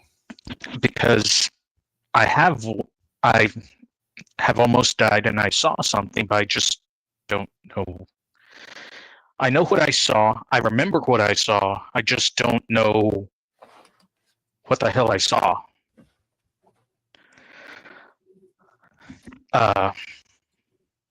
Because all I remember is, I was not feeling well. Later on, I found I was diabetic ketoacidosis because of an infection in my tooth. That's funny how that happens. Your teeth can destroy your physical health. Yes, and I had no idea it was infected because my pain tolerance was so high. It was until they pulled the root canal out that they realized, oh, there's the problem. But getting back to what I saw, all I remember is that I woke up and it was this, as far as the eye could see, a flat plane, but there were like how do you call it? Like double-sided pyramids, like big, giant. I couldn't, like, if I were to stand in front of one, I'm not even at the tip of the bottom. Yeah. These things were massive. Everything was color-coded, like black and red. And then I felt someone like move behind me. And all I hear is, sit down, stay there, I'll be back. And all I remember is, oh, Dad, or God. I know who that is. I'm in trouble. This was a near-death experience? Yes. How old were you? This was back in 2020. I was around 30. And all I remember is it felt like have you ever had like a parent scruff you and drag you off? You mean scruff you? What do you mean? Like grab you by the back of the shirt and drag you away. Okay, yeah, okay. Yeah, that's what it felt like. Like someone just set me down. As soon as I heard the voice, I knew who it was. And after a little while, I start to get curious and I start looking around. And then I hear, "Why are you looking into things that do not pertain to you?" Oh crap. I feel like I'm in trouble. Like I messed up somewhere. The all I between there and what I say next, there's like a blank spot. I don't remember what's there, but there's a blank spot. All I remember is being taken down like this corridor of like what do you call it, busts, and I hear from behind me, "This is every face you have ever worn. This is every face you will ever wear. You're going back to do my will." I'm like, wait, what? I see a hand, and like there's this, I don't know what to describe it like this gold ball revolving with all these colors coming off of it, like golds, greens, reds, and colors I can't even fathom. The hand closes, it explodes, and at this point my mind is what do you call it, like terrified, because everything in my mind is telling me he destroyed time. He destroyed time. And then his hand opens again and it reforms. And then all I hear is time to go back. And I wake up in the hospital. There's a whole lot more that happens in the hospital that's just, I had to pray so hard in that room because there were things trying to, I think there was something in that hospital trying to kill me. Yeah, it doesn't surprise me in a hospital because there's all kinds of weird beings in there and entities that are there to drag people to wherever they want them to go once they die. Yeah, and I Hospitals are think one of the worst places to be. Honestly, you get an attachment very easily, just as easily as you could going to a strip club. I'm not even joking. I think that whoever this was wanted to finish the job that was done, but if I can go into that later, but you know, that was my, have you ever heard of anything like that near death experience? Because honestly, I'm still processing it. So you think that you talked to God in the form of a ball of a golden ball? Is that what you're saying? No, that golden ball was time. I saw a hand, didn't Okay. see anything else. Every time he would talk, I would notice he was behind me. I never saw anything other than a hand. Yeah. Let me ask you a question. This is an important question. Yes. Why do you think that time would be there? I honestly have no clue. But if my best guess is I probably actually died and there was no bringing me back without doing something with time. I have no clue. I am honestly lost on that. My question, why? Why would that be a, you know, something to show me? Did it? Let me ask you this: did it change you? Did you feel? Did you change your life afterwards? Was it profound? Oh yeah. Did you feel like, yeah. Okay. Um, I got back on the straight and narrow. Well, that's why it was showed to you. And I think you answered the question right there. I mean, because whatever it takes that needs to be shown to you, and you, the way you said, "Oh crap, I'm in trouble," you felt like okay because you weren't living correctly. Am I right? Yeah, you're right. And you know, once you pass over, or when you're in that other state, even OBEs, you become acutely aware of your sin. You are, and you're acutely aware of your wrongdoing, and I think that it helps in some ways, you know. But there are those who don't do it correctly, and I know that there are those that Yeah. don't get it. They'll never get it. But I think most people that go through what you've gone through, they change profoundly because it's a profound experience. And then And they have go ahead. the one thing that was said at the end was, "You have 80 years to do my will. Once that's done, you may go wherever you want. You're going back." Hmm. I have no idea what that means. I'm lost, but with you saying that, talking about, now that I'm hearing you talk about the Kali Yuga and exiting the cycle, I'm kind of thinking that I can either, once I'm done, I can exit the cycle, or I could keep going. I'm being given a choice. What particularly intrigues me about your story, Jake, is whenever you were told,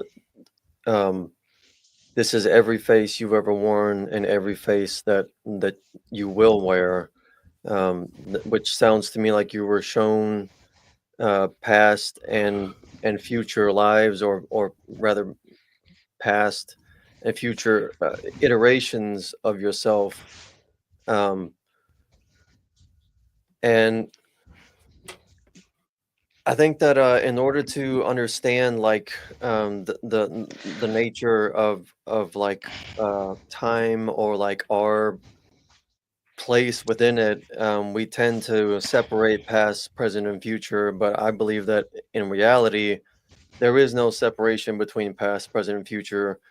So, like for example, all of your every past life that you've lived, I think that it's still happening and it's still going to happen and has happened, and every future life that you've lived, or that you are going to live, is happening and has happened. So it's like past, present, and future. It's all it's like these are moments that are happening infinitely. Like that. I don't think that they just happen and then they go away and they're still there. Yeah, So and it's like all you were shown all of your and like I'm visualizing kind of like a loop, kind of like a circle, and it just keeps repeating, like a what I circle has no remember, beginning and no end. It just keeps yeah, going infinitely. what I remember is that it was like we're walking through a museum, and to my left side, it was just all these busts, Mhm, these statues of these people. I've never seen them before, but apparently they're me.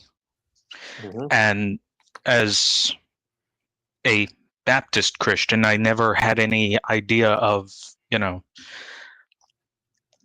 I've studied philosophy, I've studied, Hinduism and some other religions, but as a Baptist Christian, I've always thought, that's that's against what we're taught, so that's impossible. mhm. That kind of took a wrecking ball to that belief. Right. Well, in scripture, it says that it is appointed to man to die, to live and die one time, and I think that's probably something that is cited by different denominations of Christianity to kind of debunk the idea that reincarnation could be a thing, that past lives could be a thing. But if you really kind of scrutinize and ask yourself what that means, okay, what it's saying is that it's appointed to man. So like you as Jake, you will live and die one time.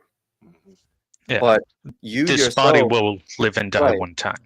like you are not Jake. You are living the life of Jake. You have been given a vessel to that experience. that is identified by the name Jake. You know, like Mhm. you are not ultimately Jake. I am ultimately not Anthony. I'm living a physical life as a person named Anthony, along with you, along with along with my Uncle Wolf, along with everyone around us. You know, so we will live and die these iterations one time, and then go on to the next one, or maybe not. You know, I don't know if reincarnation is the default thing that happens to you after you die, but I know that for some reason, and to some people, it does happen. Mhm. How do you know that? Yeah, it's So, did you have anything else to say? I'm going to go on to the next person, Jake. if I were allowed to continue with what happened at the hospital, we would be here all night. Well, you know what you can So- do? You can email me at joshturner@prtpodcast.com. Okay. Do that, and let's connect, and maybe I can retell the rest of your encounter. Okay. You know? I Or think you can I've come back sent and tell it you. yourself if you want. Sure. I think I've sent you a Word document. You probably did, and I might have been what got purged out of my emails. So No worries. I'll send it again, but yeah, it's I have a near-death file. I'll go and I'll look. I'll check it out. See if okay. it's in- I moved. I see called what it is, like I'll move it over. I called it 15 days in the hospital or something because I did that as soon as I got home. I didn't want to forget. Oh wow. Okay, I'll look for it. Because I'll read over, like skim it, and then go put it into the file, and then we'll. So I'll look and see if I have it. Thank you. All right, you're welcome. I appreciate it. So who's next? Noah? Yeah, can you hear me? Yeah. What's going on, man? All right. Well, first of all, I want to say that I enjoy your content, and I'm praying for you guys. I know you're going with your gout and stuff, so I want to say I'm praying for you for that and your family. I appreciate it. Thank you. But so this happened about a year ago. Basically, I had a vision of Christ. It was in that state where you're not exactly awake, but you're also not fully asleep. I'm not really sure what you call that, but let me preface it before I get into it. I'm 22 years old currently, or about to turn 22. I've only recently started to take my faith name only for 19, 18 years. And this happened about a year after I really started to delve deep into the Gnostics, Book of Enoch, that kind of stuff. So I was laying on my bed facing the wall, and I turned over and I saw a hand and a white robe and the very bottom part of a beard. It happened about, I think it lasted about, well, it felt like an eternity, but I think it lasted probably for about 2 minutes or so. But the point in it is the love that I felt. And I think Lola was saying something about it, but the love that I felt in that moment I don't think I'll ever find that on Earth, on anywhere else. It was extremely harrowing. It was almost scary. Yeah. But I guess what I wanted, my question was what do you think the purpose of Christ doing that is? Like, why does Christ appear to some people like that? He appeared to my mother when she passed away. I think that's a very universal thing, that anyone can call on Christ. And, it doesn't always mean that he's going to appear to you in the way that you would, expect. But I think that he's here. He was the emissary. He was sent here as the Son of God, the Word made flesh, to actually teach us in the form that we could learn and understand, which is to be a human. It's much easier for me to sit here across from Anthony and we can, commune and talk and, hey, whatever, and talk to you guys, whatever, because I know that we're talking to people, than to have some sort of voice just coming in saying things, and it's unnerving. Or you're getting something inside your mind and you don't know what it is because you're sitting there trying to figure it out. So he became flesh. He was the Word, and he became flesh. So what he says goes. That's the way it is. But people get it real mixed up. They always kind of go, well, but then there's all this other stuff that happened before that. What happened before that is not nearly as important what happened when he came. And that is, I keep hammering away at that. And there's these people that just stiff-necked, stubborn. They refuse to agree. Don't agree. Well, that's probably the enemy working through them, but they need to learn the word of Christ, and that's the most important thing. And if when he appeared to you, did it have a profound effect on you? Did it change your behavior? Absolutely, that's absolutely, yeah. So, well, I've also seen, I've been attacked by demons 5 or 6 times now. But I wanted to mention this before I get off here. I've seen what I believe to be Lucifer himself. It occurred in a dream. And the interesting part about it is that I thought you might find interesting is that the clothes he wore, it was a black and gold trim suit. I thought the gold stood out to me extremely vividly. It's one of the things I remember the most. But 'cause I know gold is related to the Anunnaki and that kind of stuff. But I thought I wanted to mention that to you as well. Yeah, because he was covered in jewels, gold, silver, jewels, whatever, the finest, whatever. And gold is very prominent. Jesus says that the streets of heaven are paved with gold. And of course the Anunnaki, it's said that their world is the atmosphere is made of gold. So it would make sense that any and all heavenly or earthly, or what do you call it, other worldly realms would have, that would be very prominent. But do you know what gold is? I know it has something to do with the atmosphere that the Anunnaki lived in. Well, something gold, along those lines. It's a very strong and powerful conductor, right? Yeah. And it's highly prized in the computer industry. Yeah, that's true. But yeah, that's all. That's about all I wanted to say. I wanted to share that with you guys. I appreciate you letting me come on tonight, and God bless you, and may Christ be with you all. Yeah, Christ be with you too. And I think he appeared to you for a reason. If it helped change you, that's why he did it. That's why he did it. I'm still trying to figure out, what his will is and what my purpose is in life. But I think that's everyone else.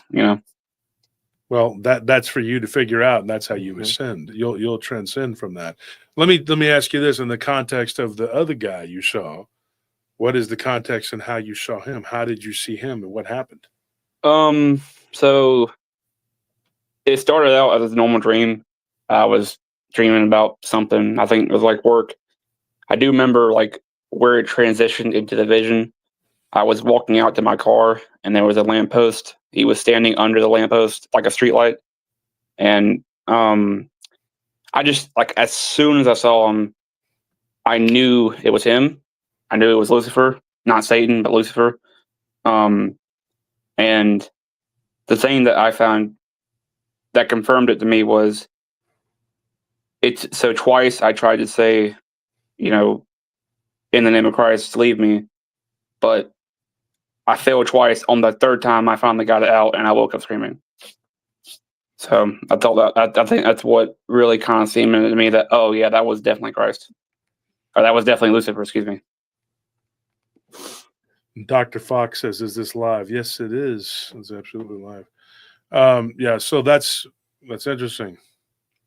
It's interesting theories about who or what he is too, and if you ever get a chance to listen to Abe Finkelstein, he's that rabbi up there in New York that tells he's deceased now. He died like 2007 or something. He died a long time ago, but he says that his people, well, he's Jewish, but he says, I'm not saying the Jewish people say that, but this is what he says. He says that their God is Lucifer. This is what Abe Finkelstein said. Okay, That's what the Old Testament says. I mean, that's what Christ says to the Pharisees. He says it to their face, and he says, our God is Lucifer, and we serve him. He says that, and he says that we're going to come back and defeat God. That's what he says. He says it in an interview. He's a rabbi, and he says it in an interview. Now, some of the other rabbis have remained quiet on the subject, and then some of them denounce him as an apostate, of course. But he says that he goes, the Jewish people won't admit that, but that is truly who the ones that are in the know. You know, he said they know that their God is Lucifer, and that's, you know, that's who they serve, and that's who they've been following all this time. Now that's why Jesus says that he is the God of this world, who is Satan, because he says, I beheld Satan. He did fall from heaven like lightning. Now he fell from heaven. There was a war in heaven. And Lucifer did make war with God and his angels. And and got beat by Michael. Michael defeated him, and he cast him down. Now, and Jesus says, I beheld him, and he fell like lightning, and he hit the earth. Later on, when the fallen come and they do all this, what they do, it's really weird, because, you know, God is angry with them, and he tells Enoch, he says, no, these guys, they've committed egregious sins, and they've fallen in league with Satan, right? So they were here to do a job, and they ended up becoming like Satan. Now, who is Satan? Satan is a title, which I think, Lucifer held that title for a while.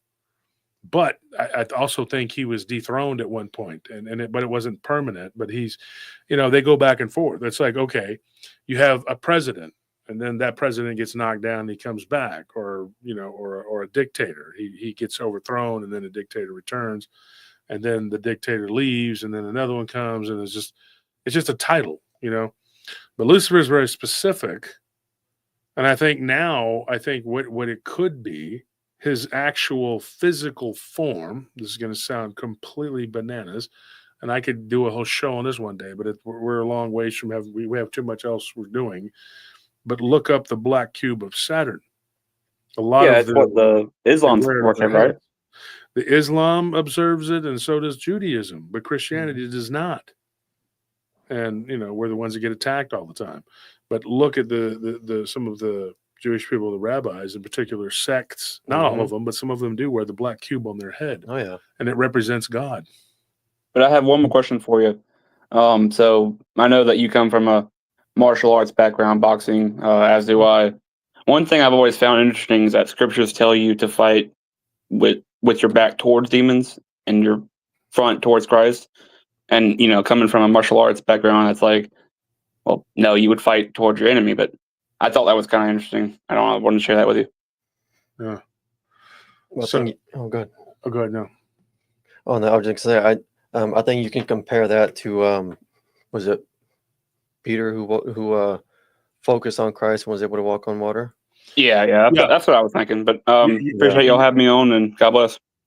Yeah, facing Christ always. Yes, You're right. Sir, God be with y'all.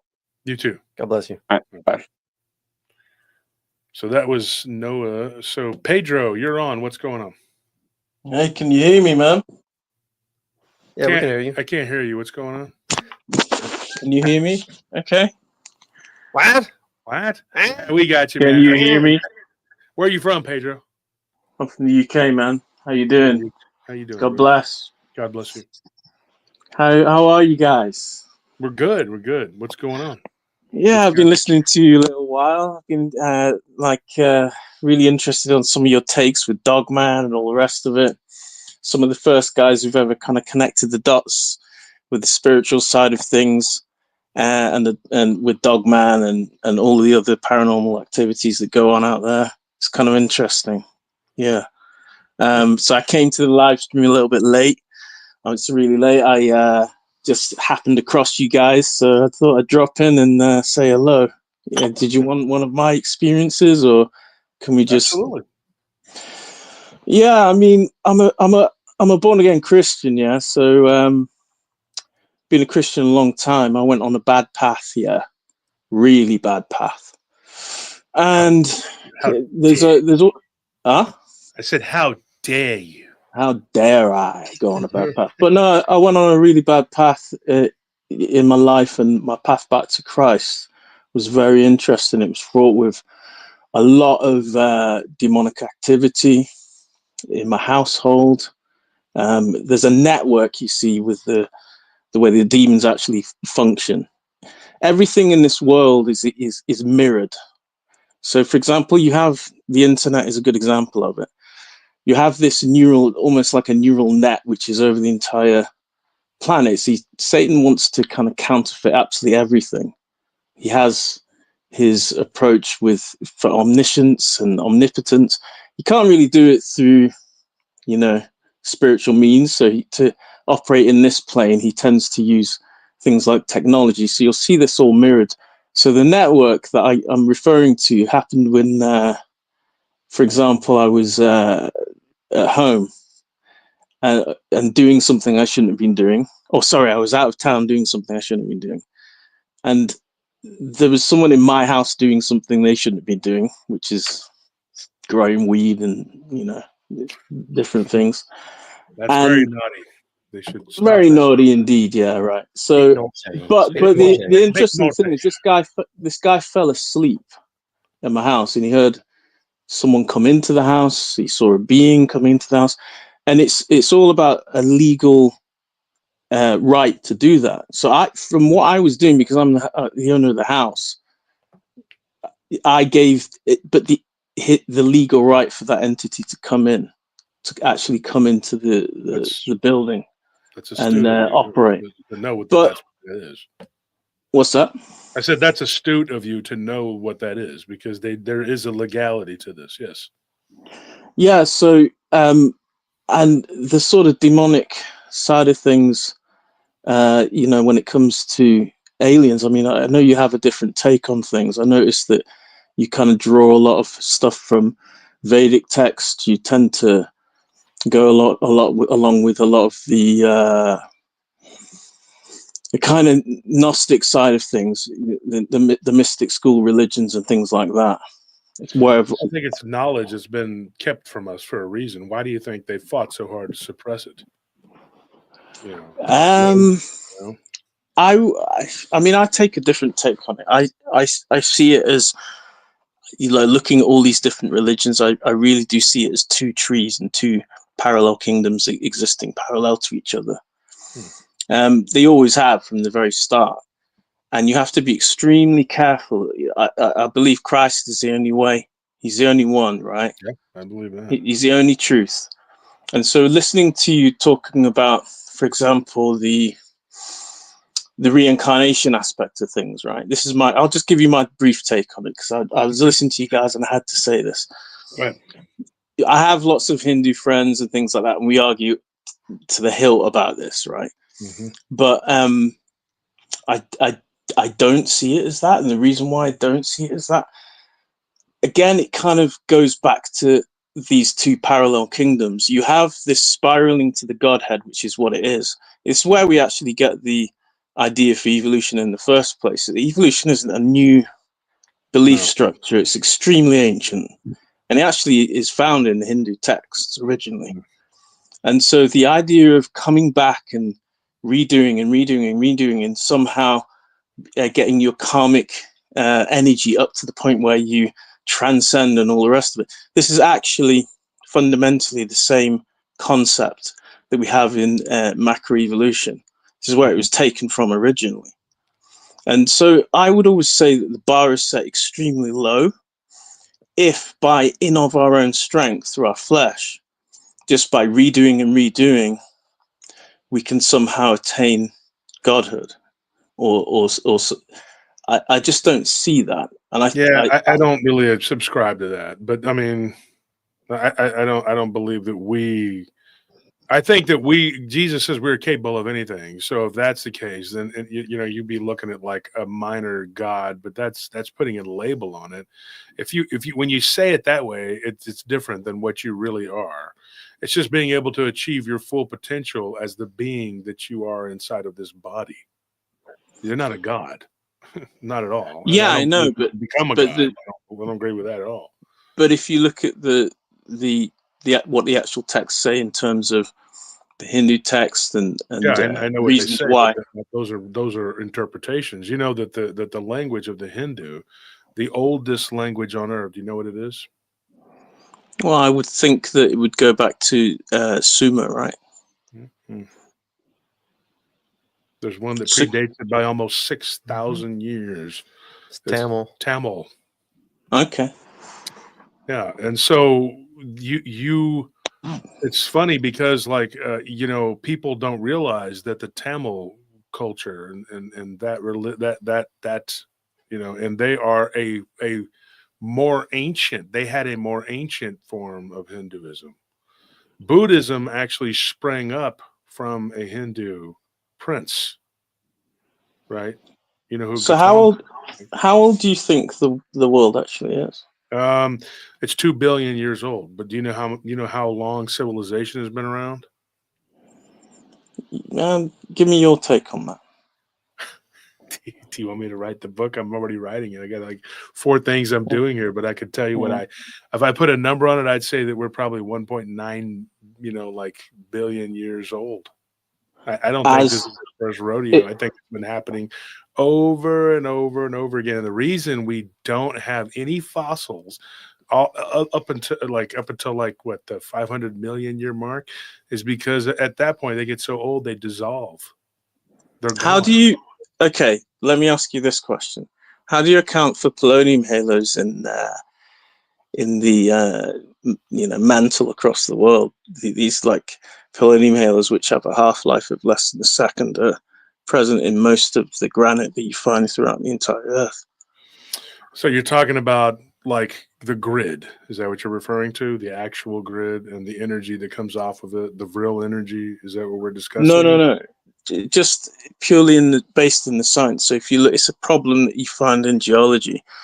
What you find are these isotopes within granite, and it's ubiquitous, and they have a half-life of about less than a second, basically.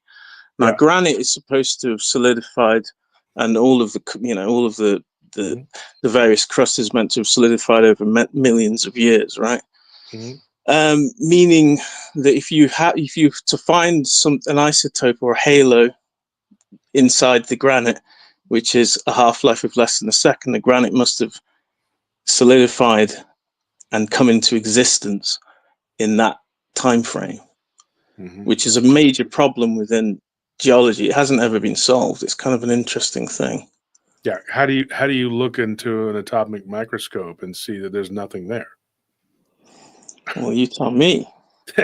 You tell me, because I don't know. I have a high IQ, but I'm not Max Planck. I'm just, I'm sitting here telling you because I've studied all these things, and there's a lot of esotericism. Because in every religion, the God. But I thought I'd throw that one out there. Let's do it, because that's a good one. So the Godhead or God actually breathed life into everything, right?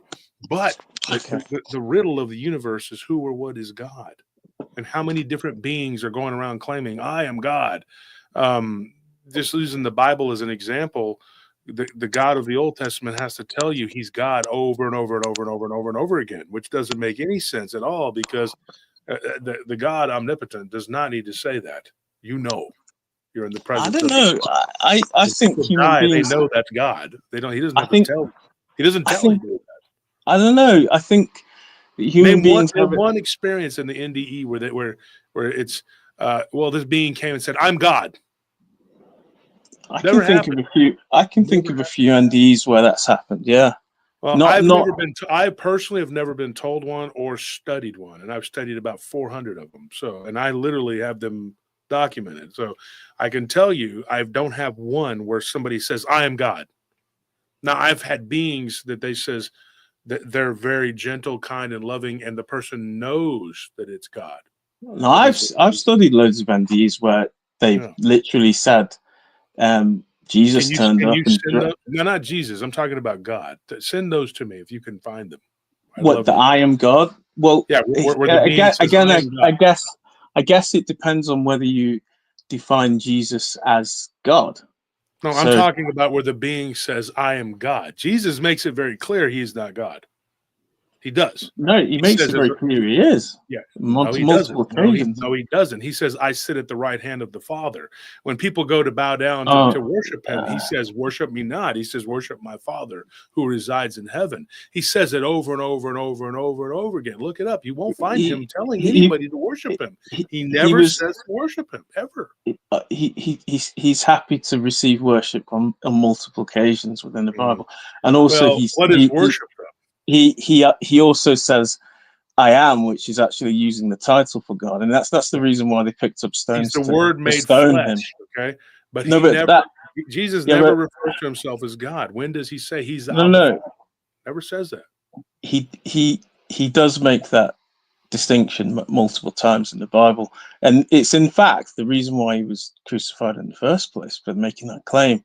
And actually, when he says, you know, where how would you know of Abraham, right? He talks about, you know, when the Pharisees were trying to question him, how would you know of Abraham? And he said, well, I was there before, and I am. And then he uses the title I am. And I am, and if you go back into the etymology and the word structure and everything that's in the grammar that's used, it's a title. He's using the title for God. It's literally in the Bible, man. And that's why they were so offended. So he picked up stones to stone him to death. Mm-hmm. Yeah, they killed him for saying he was the Son of God. No. In that particular verse, they go to stone him because he uses the title of God, claiming to be God and claiming himself to be as God or part of the Godhead. He is part of the Trinity. Yeah. He also makes a distinction that he is not the Father. And he says no, he's not the Father. He's definitely not the Father. To worship the Father. Jesus never tells you to they're go distinct, separate entities, right? When but you they pray, are one. When you pray too, and this isn't to argue, but I mean, when you pray too, I always say, "Lord God, I come unto you in the name of Christ." Yeah, I agree. You know, I think we're in agreement, man. You clearly agree with the concept of a triune Godhead, right? It's a Trinity, yes. But then the Spirit is the omnipotent Spirit of God. That envelops us all. That is the energy. Okay, I'll give you another example to prove that Jesus is basically the Godhead, right? He wasn't created. He's not a created being. I'm sure you believe. I'm not sure what you believe at this point, but basically, if you go back into the Old Testament, you'll see he walks into Abraham there's three angels, right? Have you heard this one before? Yeah, go ahead. So there's three angels, and it's an interesting thing because when we talk about Dogman, we talk about them coming in as physical beings, right, from another realm. And this is clearly possible because you see angels doing that in the Old Testament. One of them comes and they sit and they eat and they talk with Abraham. They're physical beings. And one of the angels says, I'm going to go to Sodom and Gomorrah and rain down fire on Sodom and Gomorrah and bring judgment, right? Mm-hmm. That angel is Jesus. It's not an angel. And we can prove that it's Jesus because when he rains down fire from heaven, it actually uses the title for God.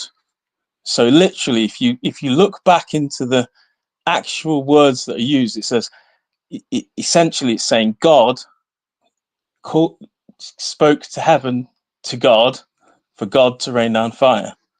Mm-hmm. So it shows you that both of those entities are one, essentially. They're not the same. And so what you're Jesus. doing is, you're saying it's Jesus. I say it's not, and I'll tell you why. Because why isn't it Jesus? Those passages were written and then rewritten, and it was all written to make sense by the church. And in particular, the papacy. They went through and they went back over all the text. Now, if you were to go back into the ancient Hebrew text, it's not. That's what it says that in the. What are the interpretations? In the Tanakh. And who interpreted it for you? And do you speak Hebrew? Did they speak Hebrew? And better yet, did they speak the primitive form of Hebrew? I mean, that's the problem, isn't it? That is the problem. Is the translations are not correct. In the Greek, is it in the Greek? Which one are you talking about? I mean, that's the question. Well, no, the Old Testament wouldn't be written in Greek. You realize that they redid the Old Testament so it would fit. That's that was what I'm talking about is the core. When and I watched They this. didn't redo the. Hang on a minute. No, let me at least like address that. Okay. So there are no kind of Jewish scholars who are going to go to make an effort to make the Old Testament fit the New because they don't believe in the They're New not Testament. the ones that did it. It was the Right. the So I'm papacy. talking about this is in They would their make every text. investment to make it not fit. No, but it's in the original text. This is what I'm trying to get at. It's nothing to. It's not any. It hasn't been reshaped or reinterpreted by the church. If you were to go to a rabbi, they would say they would be able to point you to the exact same, and it's all in all of the concordances as well. So you can look at exactly what. Well, it is. Mhm. You can compare and contrast. So you look at the original text. You look at what, say, for example, an Orthodox Jew would be reading, and you look at the Old Testament. You can compare and contrast. It's not like all that difficult. We have tools that can do this now. But so it's in their text in the same way as it's in the Old Testament. It's no different. The texts are identical. Okay, and let me explain some other things. And let me go through this real quick. And thank you for being patient, Bigfoot Dwarf. I appreciate that. So here's what we got. We got this right here. Now, and I put everybody's opinions on here, not just the ones that side with me, but I'm putting everybody's on here. It says, and Evan says, I don't care what it says. You're working under the which I guess is the presumption that the Bible as we know is a true word of God. Now, that is the first and foremost fallacy. That the Bible is correct 100%, that it's not. And I'm sorry, it offends people, but that's just the truth. The problem is, and it goes back to these people that wanted control, and they took it apart and they disseminated it to you the way they wanted it to be disseminated. And Which people? Hold on. Let me get to it, Pedro. Okay. The people being the papacy. I'm just being very specific, okay? They had to make Jesus God. The question was Constantine, when he said, now this will be the new state religion, it will be Christianity. Okay, right? So in 325, they had a meeting. Have you heard of this meeting?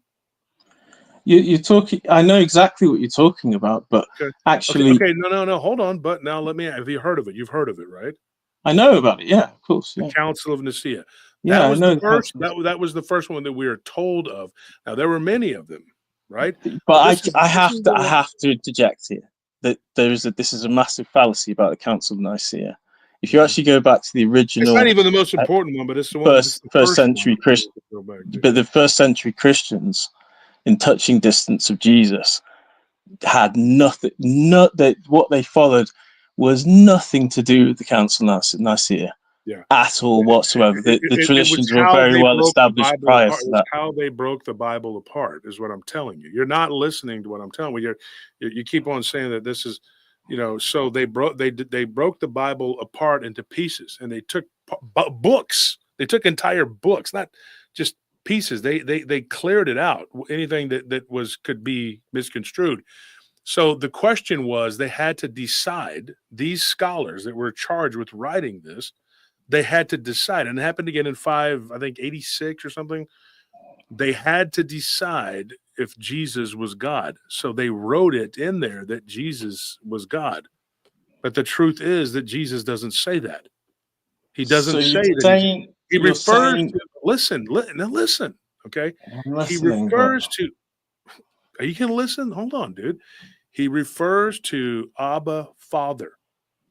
Over and over. Why would he refer to his father? Now, you, Pedro, you're a part of your father, aren't you? Yes or no? I understand it, and I agree. I don't think that Jesus is the Father. I don't believe that. I don't believe in oneness. But think about this. Back in the day, and I mean like in the old days, like in medieval times, all up to the 1800s, they would have said like Pedro, son of, what is your dad's name? Whatever. And they would have said Pedro, son of Pedro Senior, whatever. And that's you would have been a part of his lineage, and you were your dad. And you inherit genetically DNA, the sins of the father. You know why they fall like coals upon our head? Because it's in your DNA.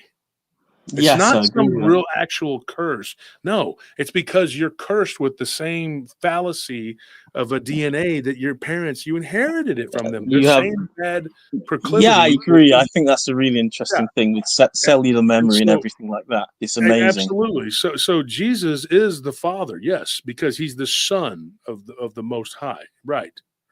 So in that respect, yes, because in the Hebrew tradition, the Jewish tradition, you were your father. You were of that house, and they were very much like the Brahmin priests and their fallacies of the Hindu, very much the same. Whatever class you were born in, that caste, that's what your father was a blacksmith. Guess what? That's what you are. And so Mhm. this is very specific. When they talk, they said he is the Son of God. Well, he is God because his father is God. And genetically, that's how they looked at everything. Right. But I And mean, your I'm not mother, disagreeing your with you. I father, like, that was good, but there's something else there, right? And that's the Holy Spirit. Now they don't account for that in the Old Testament, not much at all. It's really something that was brought up more when Jesus talks about it, and then it's it's in the accounted New for quite a Testament. lot. Like if you look at some of the anointings that, for Well, example, yeah, Saul they fell talk under about the the Spirit anointing of of the Holy God, but they Spirit. don't call it like You- it's not God. It's different. They don't have a Trinity. There is no Holy Spirit or Jesus Christ in Judaism. Go look at it. I've been to synagogue. Believe me, I know. No, I know that they don't interpret it that way. But I mean, Not at all. And so if you, they think it's blasphemy, and they also say that we're idolaters and that we're polytheistic, well, how would the right? Spirit of God hover over the The void face which of was the deep, formless? because it was already here, because that's what I keep saying. That may not be the same guy. You know, that's the point I've been trying to make, and everybody's calling me an apostate and a heretic What and do all you these mean? different things. I think we're agreeing. The I word think was already here. The God of the I think Genesis didn't I build the don't earth. know It if was we're already really here. disagreeing on all that much, because basically what I Well, you're believe saying that is, Jesus is God. I'm saying he's not. no, but I'm I'm saying saying Jesus that, is the Son of God. yeah, I believe that Jesus is the Son of God, I but do I too. believe that there's a Godhead, which, and the three that bear witness in heaven, that make up that Godhead. That's what I believe. So I don't believe that Jesus is the Father. I don't believe that Jesus is the Spirit of God. I believe that these are three distinct personages which They are. make up the Godhead. And there's a And now here's protocol, another theory, Pedro. and Here's another theory. Okay. there's like a protocol, because essentially this is a really important thing to understand. This is why Mhm. these oneness people, I don't want to be lumped in with them, because they literally think Jesus is the Father, and it's not. And the reason being is you're not going to understand who you are as a human being. You're a three-part being. You're made in the image of God, and you image that three-part being in heaven. This is why you can have, as controversial as it may sound to most people, Christians who are possessed, but they don't have full body possession. They don't have the inner court that's possessed, but they can be oppressed in their flesh and in their mind, which is the soul. So you have three, and this is why the Jews, or the Israelites, built the tabernacle in a very specific way, because it images God and it also images us as human beings. You have the outer court, the inner court, the Holy of Holies. This is the three parts that we're made up of. So when someone is fully possessed, it's literally devoid of the Spirit of God, and they're in your spirit. It's the Spirit is in your spirit. It's housing you. It's completely in control of you. But there are two other courts that demons can come in and attach to. So that's how I would view the human being, as being imaged of God. Mm-hmm. Do you understand? Mm-hmm. Is Well, I that similar to how you're framing it, or is it slightly different? I Is don't that want to, because if I go down this road, then we could be here for another hour, and this is okay? not the Sorry, time man. for it. Sorry, man. That's Sorry. okay, but I really like what you say, Pedro. Like I said, I told the other guy, Noah, just do what you got to do. Email me, joshturnerprtpodcast.com. We can continue this discussion at another time when we have more time. And I would love to just get into this, because I would love to talk to the people that think that they know all of this, because I've studied it inside and out. And I'm telling you right Same now, here, man. It's a 30-year thing for me. Coin Rolling says Pedro is correct. Vote for Pedro. May Because I just say one thing that I yes, think is amazing that say you what you got to guys say. have actually identified, though, which is I was jumping for joy when you did this. Like, and I'd like to ask you your opinion on this with the Dogman thing, right? Mhm. Do you think there's a possibility? I was thinking about this many years ago. That the dogmen that you see are some of them are physical creatures in this realm, like animals, and exist and can be killed, as many people have claimed they've done. But their spirit, like the Nephilim, endures and they become as demons. And some of the skinwalkers that you see, the skinwalker traditions and the werewolf clans that you have with the werewolf occult groups and things like that, is an indwelling of that particular Nephilim spirit in them that they can transmute through. Do you understand what I'm saying? I do. I do believe that that's a big part of it, and I think that transmutation, it's transhumanism, which is AI's goal. Make no mistake, that's what it's for. We are living. We're breathing life into AI, and it's going to breathe life into its own creation, which its job is to create the physicality for the Nephilim to return. So what I'm getting at is what there are. Yeah. So what I'm saying is, like, when you kill one of these dogmen, or one of the, a lot of these people are tapping into. You talk about the others and the rest of it. Do you think the dogmen become like one of these spiritual entities, which you can tap into, I do. and it gives people the ability to transmute That into could werewolves, be, that is etc., one etc.? theory. Yeah, that is not to interrupt, but I got to move along. But that is one thing we have looked into. We've thought about this. We've talked about this. Is Yeah. it you heard that again? We've heard the 3 knocks. Why is it 3 knocks every time? This is crazy. So something's going on over there. I need to talk to the lawyers tomorrow. He's my lawyer anyway. He's a really, really cool guy. He's an African American guy, and he's a little bit superstitious too. So maybe I'll talk to him. I don't want to scare him because he's an older guy, and I want to say, "Hey, your building is haunted over there." Because Darwin's going to go, "Y'all over there doing whatever you do your show." I was a little bit nervous coming on here. I didn't know. I was a bit taken by surprise. I've never done this sort of live stream thing before, but you did great. I mean, I think you sound awesome. I have a lot of bizarre stories. A lot of You need bizarre to get with stories. me. I know a lot of people, I'll tell them, and then they never do actually email me. Pedro, I will. How do again. Is your email on the Let me put the banner YouTube at the bottom of? I got it, Anthony. We just put the ticker down there. Is it this? Send your stories to Josh Turner at prtpodcast.com, or you can hit me up on Facebook. I'm on TikTok. I'm on TikTok. I'm on TikTok, which my wife is forcing me to go on there, and I'm joking. Don't do it, man. It hurts your brain. I have to do those short stories though, because there's a ton of people like you guys that have their stories. I have to tell them. I got to get them out there. Yeah, so you have to get. I'd love to have you on, dude. It was great talking to you, and I love to be challenged. I'm not one of those people that shies away. I'm gonna hide from people who don't believe like me. You got to talk to people who don't believe like you. It's how you figure things out. And when I'm wrong, I'm wrong. Let me tell you a point about being wrong. At the second conference, Daryl Denton. Do you know who Daryl Denton is? He's got a huge Bigfoot group. Humongous. I don't follow him there. Yeah, Daryl Denton was in the front row, and I walked over to him and I said, "This man was right, and I was wrong." And I admitted it in front of whatever hundreds of people that were there. It was a huge a lot of people were there. Wow. And I said, "This man was right, and I was wrong." I said, "Stand up, Daryl." I said, "When you started your Bigfoot group, which has like 30,000 something, it's crazy how big it is." I told him, I said, "You're making a big mistake having that many admins and that many moderators." He goes, "No, because all those different admins and moderators are going to bring more people in." And it worked. And I admitted it in front of hundreds of people. I said, I was wrong. He was right. I have no problem admitting when I'm wrong. That's the biggest problem. People are they have an ego that gets in the way, and they're like, "Oh no, I can't be wrong. You can't, oh no, I can't possibly be wrong." Sometimes I say things that aren't correct. The other day I said that Jacksonville was the oldest city.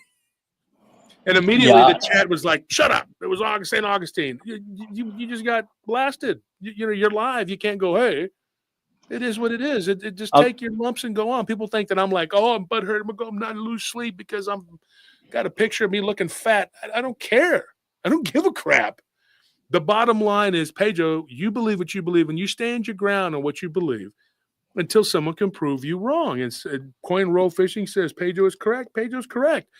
I respectfully disagree. I disagree but I don't know yet exactly what everything you're trying to say, and we can't disseminate it all here on this show. We were largely in line with each other, because you were talking about and I think the thing that he was saying that I was correct about was understanding what we are as human beings. It's fundamental to understand that we are 3-part beings, and all of those components that make us human are two-way doors.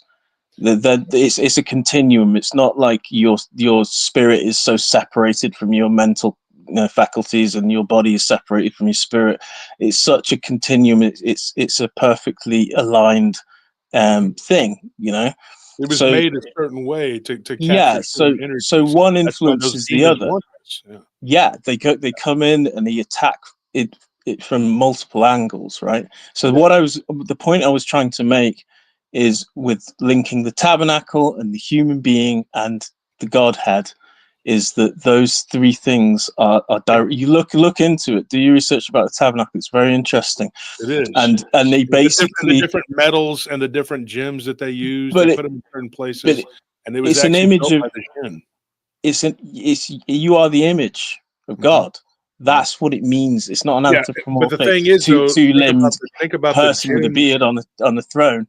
It's the image of God is the 3 parts. The mind, the spirit, or the soul, which is the mind, your spirit, and your body. There's a problem with their theory, though. What is that? The problem is that the Jewish people don't believe in the Trinity. There is no 3 parts. They do not. They miss a lot. I mean, people miss things all the time. They missed a whole lot because they misinterpreted the Son of God and they killed him, and the Pharisees did. Well, there you go. I mean, but there are always those who and the Godhead. Here's a theory, and I'm going to throw this out there, folks. And this isn't something that I totally believe, but there is a theory, okay, in the Buddhist theory. This is to start with that the Godhead changes, okay. But they have this like sort of not like a Trinity, but it's like a stepping, whatever. And the top Godhead, it changes. It doesn't stay the same. But the Holy Spirit, which is like the Holy Spirit, right? That stays the same. So that is the spirit of whoever is God. Now, I'm not saying this is what I believe, but there are people that believe like that. And there are these weird amalgamations, like what is it, Ekankar, like the light and sound of God. They have these weird beliefs, and there's all these people and if you read it, I'm not telling you to go and read it and believe it. I'll tell you I believe it. I'm saying that's what they believe. The Yazidis worship what a lot of people in the Middle East believe is Lucifer, because they call him the peacock god, and he's covered in gems, and they're like, that's Lucifer that you're serving, because he was supposedly forgiven by God, or what you call the Godhead, and that he's now in charge of this world. But Jesus comes and says, hey, the guy in charge of this world is a bad guy. That's not God. That's the devil. And it flips the script. So then there's all this infighting of who or what God really is. Millions upon millions of people have been killed for what God truly is. Do you know that one of the most powerful people during the Crusades on the Arab side, do you know who he was? Salahuddin. He literally is quoted as saying at the end, and they kind of play off on it on that movie, The Kingdom of Heaven. They said, "What was this all for?" It was one of the generals that was serving to defend Jerusalem for the Christians, and he said, "What was this all for?" And he goes, "It was for everything." And then he goes, "It was for nothing." And they're like, what does that even mean? Because Salahuddin, by his own admission, says, I did what I was supposed to do for my people. I did what I was ordered to do. And he didn't even totally believe in what he was doing. He was doing because he was just commanded to do it. So he led an army to win a war and drive out what he considered were the invaders. The people who were fighting the war, like the Rosicrucians and the Templars, the Essenes and the Illuminati, those were all on different sides and doing all these different things. A lot of them were just doing it because they were mercenaries. They weren't religious. They wore the crescent of Islam, or they wore the cross of Christianity, or they wore the 6-pointed star of Judaism, but they didn't care less. They were there to plunder and make money. That's what they were doing. And that's what I agree. And I think all religion is, I think the money for thing, me, a lot of it is. for me, I'll just leave you with this last thought. When I came to the conclusion that Christianity is, well, I looked around at everything, right? And I could see evil in all of it, in Christianity too, in certain forms or expressions of, people profess to be Christian or whatever. But usually what I found is, even with the Roman Catholic Church is a perfect example of it. You have the exoteric and the esoteric aspects of every single religion. Yeah. And so with the inner circle, this esoteric, underlying hidden occult within, and it's within every single religion. You can find it in every religion. The only religion that I couldn't really see it in, and it is the true undiluted Christian religion. It just seems to be so set apart from every other, and the claims it makes are very, very big. And when you press on those claims really hard, they stand the test. They really do stand the test in every metric. When you look at even the really ridiculous ones, like there was a star traveling over here, and some magi followed it, and it took them to. You can go and you can do your research and find out this is a conjunction, and retrograde motion and all the rest of it. You can whichever part of it you look at, I kept on trying to do this, and every single time it would come up. Well, this is plausible. This is the impossible has happened, and I can't see that in other religious texts. I see very interesting things. If you read the Vedas and you read the Bhagavad Gita or whatever, you see incredible claims and incredible things that are seemingly fantastical and may be true, but none of them make these incredible claims or prophecies which are just mathematically impossible yet happen and have happened. That is true. And so that's why I just I'm in awe of it, and I had to go and find what is that, and then when I got baptized with the Holy Spirit, and I noticed that in every other instance when demons came around, when I say the name of Jesus or say the name Yeshua, they scatter. They haven't got anything. I used to be terrorized by demons on a daily. I used to have to smoke that much weed just to fall asleep, and it got to the point it was daily, and I've seen demons, right in front of me. Jesus helps you with that, and that's a good thing. And by the way, the Magi were actually Zoroastrians who studied an astrological, which became astronomical. Okay, and they studied a calendar, and there was a star that they followed. But anyway, we could all go. But I need to bring to the next guest. So get in touch with me. Sorry, man. I took up too much of your time. I'm gonna definitely hit you up. Okay, yeah, I'll go on that. All I got to do. God bless you, man. God bless you. Right. God bless you. All right. So you're on Bigfoot Dwarf. What's going on, man? Good evening, Josh Turner. Can you hear me? Yeah, I can hear you. Yeah, right on. Interesting conversation tonight. Good show. Mm-hmm. I heard you over on BMR last night, and I heard you put my name out there. I was like, oh, what's up? Maybe you want to talk. So I just wanted to let you know I was actually hanging out a lot longer than I expected. But yeah, cool stuff. You could get hold of me easily, and whatever you wanted to talk about, I'm totally up for it. And you were talking about challenges earlier, also mentioning some of my areas, Northern California and Southern Oregon. It's cool that you touched on that. I got a lot of stuff to share from up that way. So, like I said, anytime, man, I'm up for it. And I got some videos and pictures to share, some personal stories and all that from up that way. So, hit me up anytime. I might have to hit you up sooner than later because Paul Anthony, I think, is ill right now. Okay. So if Paranormal Paul is ill, because this morning he didn't do the show with Tex. So. And I caught the replay just a little bit, and I always get to watch just a little bit, but I never get to finish. But I was watching it, and I was like, he said he wasn't there. He was ill. So if he's Oh, not wow. well, I maybe need somebody on Friday. I can Oh, right always on. find somebody if you can't do it, but if you want to be prepared, I might have you come on Friday. Yeah. Let me know. I do. My brother and I run a smoke shop here in East LA, and I'm pretty flexible with the schedule. But yeah, if you give me the heads up with the timing and everything, then I could squeeze that in, and I'm sure we can make that happen. So Yeah. yeah, let me know. And then BMR has my contact too, so you can feel free to Yeah. hit him up, or I got your email as well. I could shoot you an email and make this happen. Yeah. What part of East Los is it We're located? right here. The shop's right on Olympic and Indiana. Oh yeah. So we're right bordering La Boyle Primera. Heights. Yeah, La Primera. there's all types of neighborhoods right Yeah. in that area, man. So yeah, Been I got through it quite a bit. lot to share with you. I know I could already tell that there's a lot of things we'll have in common, and we could definitely go down some strange avenues, man. For sure. Yeah, it was good talking to Mhm. you, Cardinal. Yeah. Yeah, We'll yeah, chop it right up on, for brother. sure, Have a man. good night. Yeah, Yeah. bless up. Yeah. Peace. Okay. So, and I've spent some time down there in East Los. Scorpion, you're on. What are you doing here, Scorp? Like, what's going on, Scorp? Not much. Just sitting here, walking around every now and again at work. Let me ask you a question. Since you're over there at that particular site, we've had several guards who have claimed to have seen weird. We don't got to go into big old description. Have you seen things over there?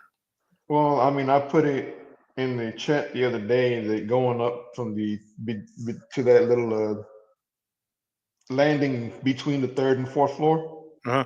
Well, that's all I the always time we get have a tonight, folks. We're going to let you go. Goodbye. I'm going. Go ahead. I'm kidding. Go ahead. What happened? Going up to that landing between the third and fourth floor. Uh-huh. I get a chill down my back always, every day. That's it? No shadow people. Nothing. No, I've actually seen things out of like the corner of my eye. I've seen like somebody walking or something walking, and when I look at it, there's nothing there. Which card was it that had the encounter that made us all start talking about it? I know Kiem had it freaked him out. He got scared. And I've seen it mostly out here in the entryway to the garage. Kathy's daughter. Kathy's always in the chat. Kathy. You mean Dorothy's daughter? I'm sorry, Caitlin? Caitlin. Not Kathy. Dorothy. The heck is her last name? Metcalf. Gosh, I'm so tired. They work for me and they work for us, whatever. Dorothy Metcalf and her daughter. Now Caitlin has seen some things over there. So has Madeline, and then so has Clark. I didn't realize that everybody had seen something. I knew that there was a lot of weird stuff. I know Zane had seen something because somebody knocked on that guard shack. And then D had worked it and said that he had saw shadows and things. So I was out here when they had the guard check. I heard someone knock on it, but there was nobody. Okay, and then it was you too, because I knew, but I was out there, and I was like, I didn't see anything. Of course, I was only there for 4 hours, so I was like, I left going, I saw nothing. Of course, I didn't. I was only there for 4 hours, and y'all were all like, well, there's all this stuff happening. But I lose track of which sites are really haunted. I know there's one down by Zilker. I'm not gonna say the name of it. Don't say it. But that one, I saw a person walk into a wall. And I was there with 3 other people. I was there with Kenny, and I was there with Kim and Nellie. And we all saw it. And I was like, are you kidding me? I was like, there was no door there. I said, that person just, and everybody was just kind of like, yeah, because they had all seen it before. The guy with the gray coat or whatever, like everybody had seen it, and I was over there like, there's a man on the wing of this plane, well, whatever. So I guess I was late to the party on that one. But to just see a full on apparition walk into a wall is pretty trippy. I mean, it's a trippy thing. I mean, so I've seen ghosts many times. Scorp, you stayed at the house that was extremely haunted. All right, man. Come on one night and you and I can discuss the City of Night and the dreams that we shared, and we'll talk about that. Well, lately I've been having just one reoccurring dream. We'll save it because I got to run. I really got to go. But and I got chicken at home that I've been dying to cook. Yeah, I got to work out. So And I got to do one thing. I got to go pick up a set of keys and then take them and drop them off. So I got things I got to do for the job. But I'll see you at the house. Scorpion actually lives at our house. We let him stay at the big house, even though he's the help. We're very nice like that, right, Scorp? We let you eat sometimes. Yeah. Sometimes. But Scorp's actually been doing good. You're staying on your diet. You looked like you were a little bit thinner today, except you gobbled up D's food the other day, and there was a big problem. Yeah, and D, if you're still out there, I'm sorry about that, dude. No, he's not. He'll do it again. Y'all going back to the old days, back when we were bachelors. We just lived in, whatever. It was just whatever. Anything goes. The might made right. I'm joking. All right, folks. I'm gonna let you run, Scorp. All right, man. We'll talk about it though. We will. We're gonna bring. I got a lot of people who want to say a lot of things, and it's just we got to keep it going. Let me say goodbye. I'll talk to you in a little while. All right, bye. All right, brother. Later. So thank you for getting that membership, folks. Don't forget to put your name in green, and you'll be entered into the giveaway. So what we're gonna do? We solved the giveaway problem. We're just gonna give away if we don't have your shirt size until we get your shirt size. What we're gonna do is just gonna give away books. All right. But I am seriously pressed for time. So right now, two people just say, hey, I have not won. And if you have not won, then you need to let me know. And so we can get you something. We'll send you something. They open it and it's just a sock. Hey, it's a sock. I wore it. Okay. Don't complain. Don't be jealous.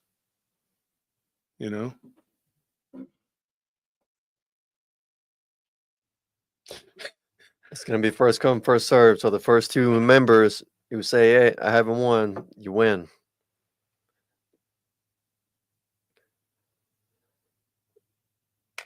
People be jealous, Cocoa butter on my cheeks, baby. Don't be jealous. No shirt, no shoes, because I'm freaking homeless.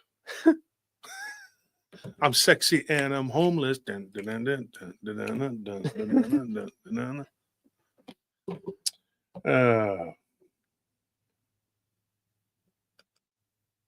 Thanks to everybody who donated and helped out. That really helps a lot. Thank you for participating and being a part of the show. Barry says, I haven't won, guys. Are you sure? Are you sure? I don't know if you're lying. And Cryptid Commission. It's the second one. Yeah, West Coast Dogman Project. That's Shane. That's Officer Shane now. He's a police officer. You better watch it. You better behave. I'll be talking bad. Yeah, Shane, just hit me up and tell me what you want. I'll send it to you. Give me your shirt size. I think you're a large or extra large. I probably could find yours. But 2X, 3X definitely, and 4X are out. But if you haven't won and your name is in green, just let me know. Shane, he runs the West Coast Dogman Project. So says, I want to win a pair of one of Wolf's Leviathans. Well, we're working on those. We are working on those. I've been in talks with Vladimir. Have you ever watched Vladimir? Where he goes, yes, yeah, and he acts like a girl. And then these crazy perverts get on there and they're like, come on, girl, do sexy time. And then he's like, what do you want me to say? And they're like, oh my gosh. And they freak out and they fall backwards. Just look up Vladimir. He sits there and pretends to be a girl. He's a straight guy. But he nails these weirdo perverts from around the world that get on his channel. And I found him through Eric Konevsky, a Russian gangster, because Russian gangster is a good friend of mine. I used to work out with him all the time. And he's got a huge channel, a prank channel. That guy's got balls of steel. He's scared of shit. And it's funny. We ate dinner with him and everything. I used to hang out with him. But he moved back to L.A. But that's how I got in touch with or whatever, found Vladimir. And Vladimir does this. It's called Vladimir's, what's his channel? I don't know what it's called. I don't know exactly. It's hilarious, dude. We should put the link up there. Just laugh your ass off at these people, dude. Because they think that they're harassing some girl, and it turns out it's him. And he lets them know, too. He's like, what is your problem? And they're like, where are you from, girl? And he's like, Mother Russia. And these people freak out, dude. It's hilarious. All right, so we got, there's two people here. It says, yes, on here, one in your group 1 year or two back.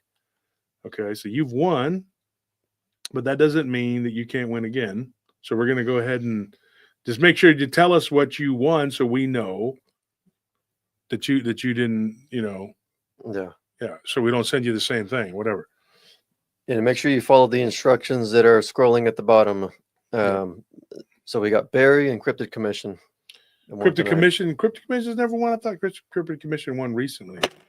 I think they were going to, but then like we ran out of time or something, and you had told them to come back for the next one. Something happened. Yeah. Okay. Well, anyway, you win then, Cryptid Commission. I mean, so that's it, guys. And if we don't have your size, you may have to be happy with an autographed book from me. And don't forget, we're getting closer and closer to the vampire book. We're 3/4 now. We're getting down to the nitty gritty. We got some stuff to still go.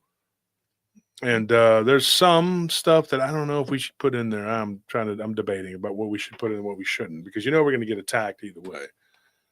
But anyways, thank you guys for tuning in, and thank you for being a part of what is. Oh, he says his package blew away.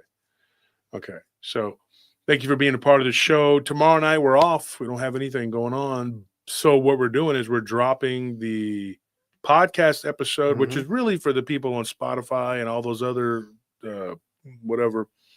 And the Spotify thing is, those people refuse to come to YouTube. They're just like, we will not go to the land of tube. We don't. It should be me tube, not you. They're very selfish.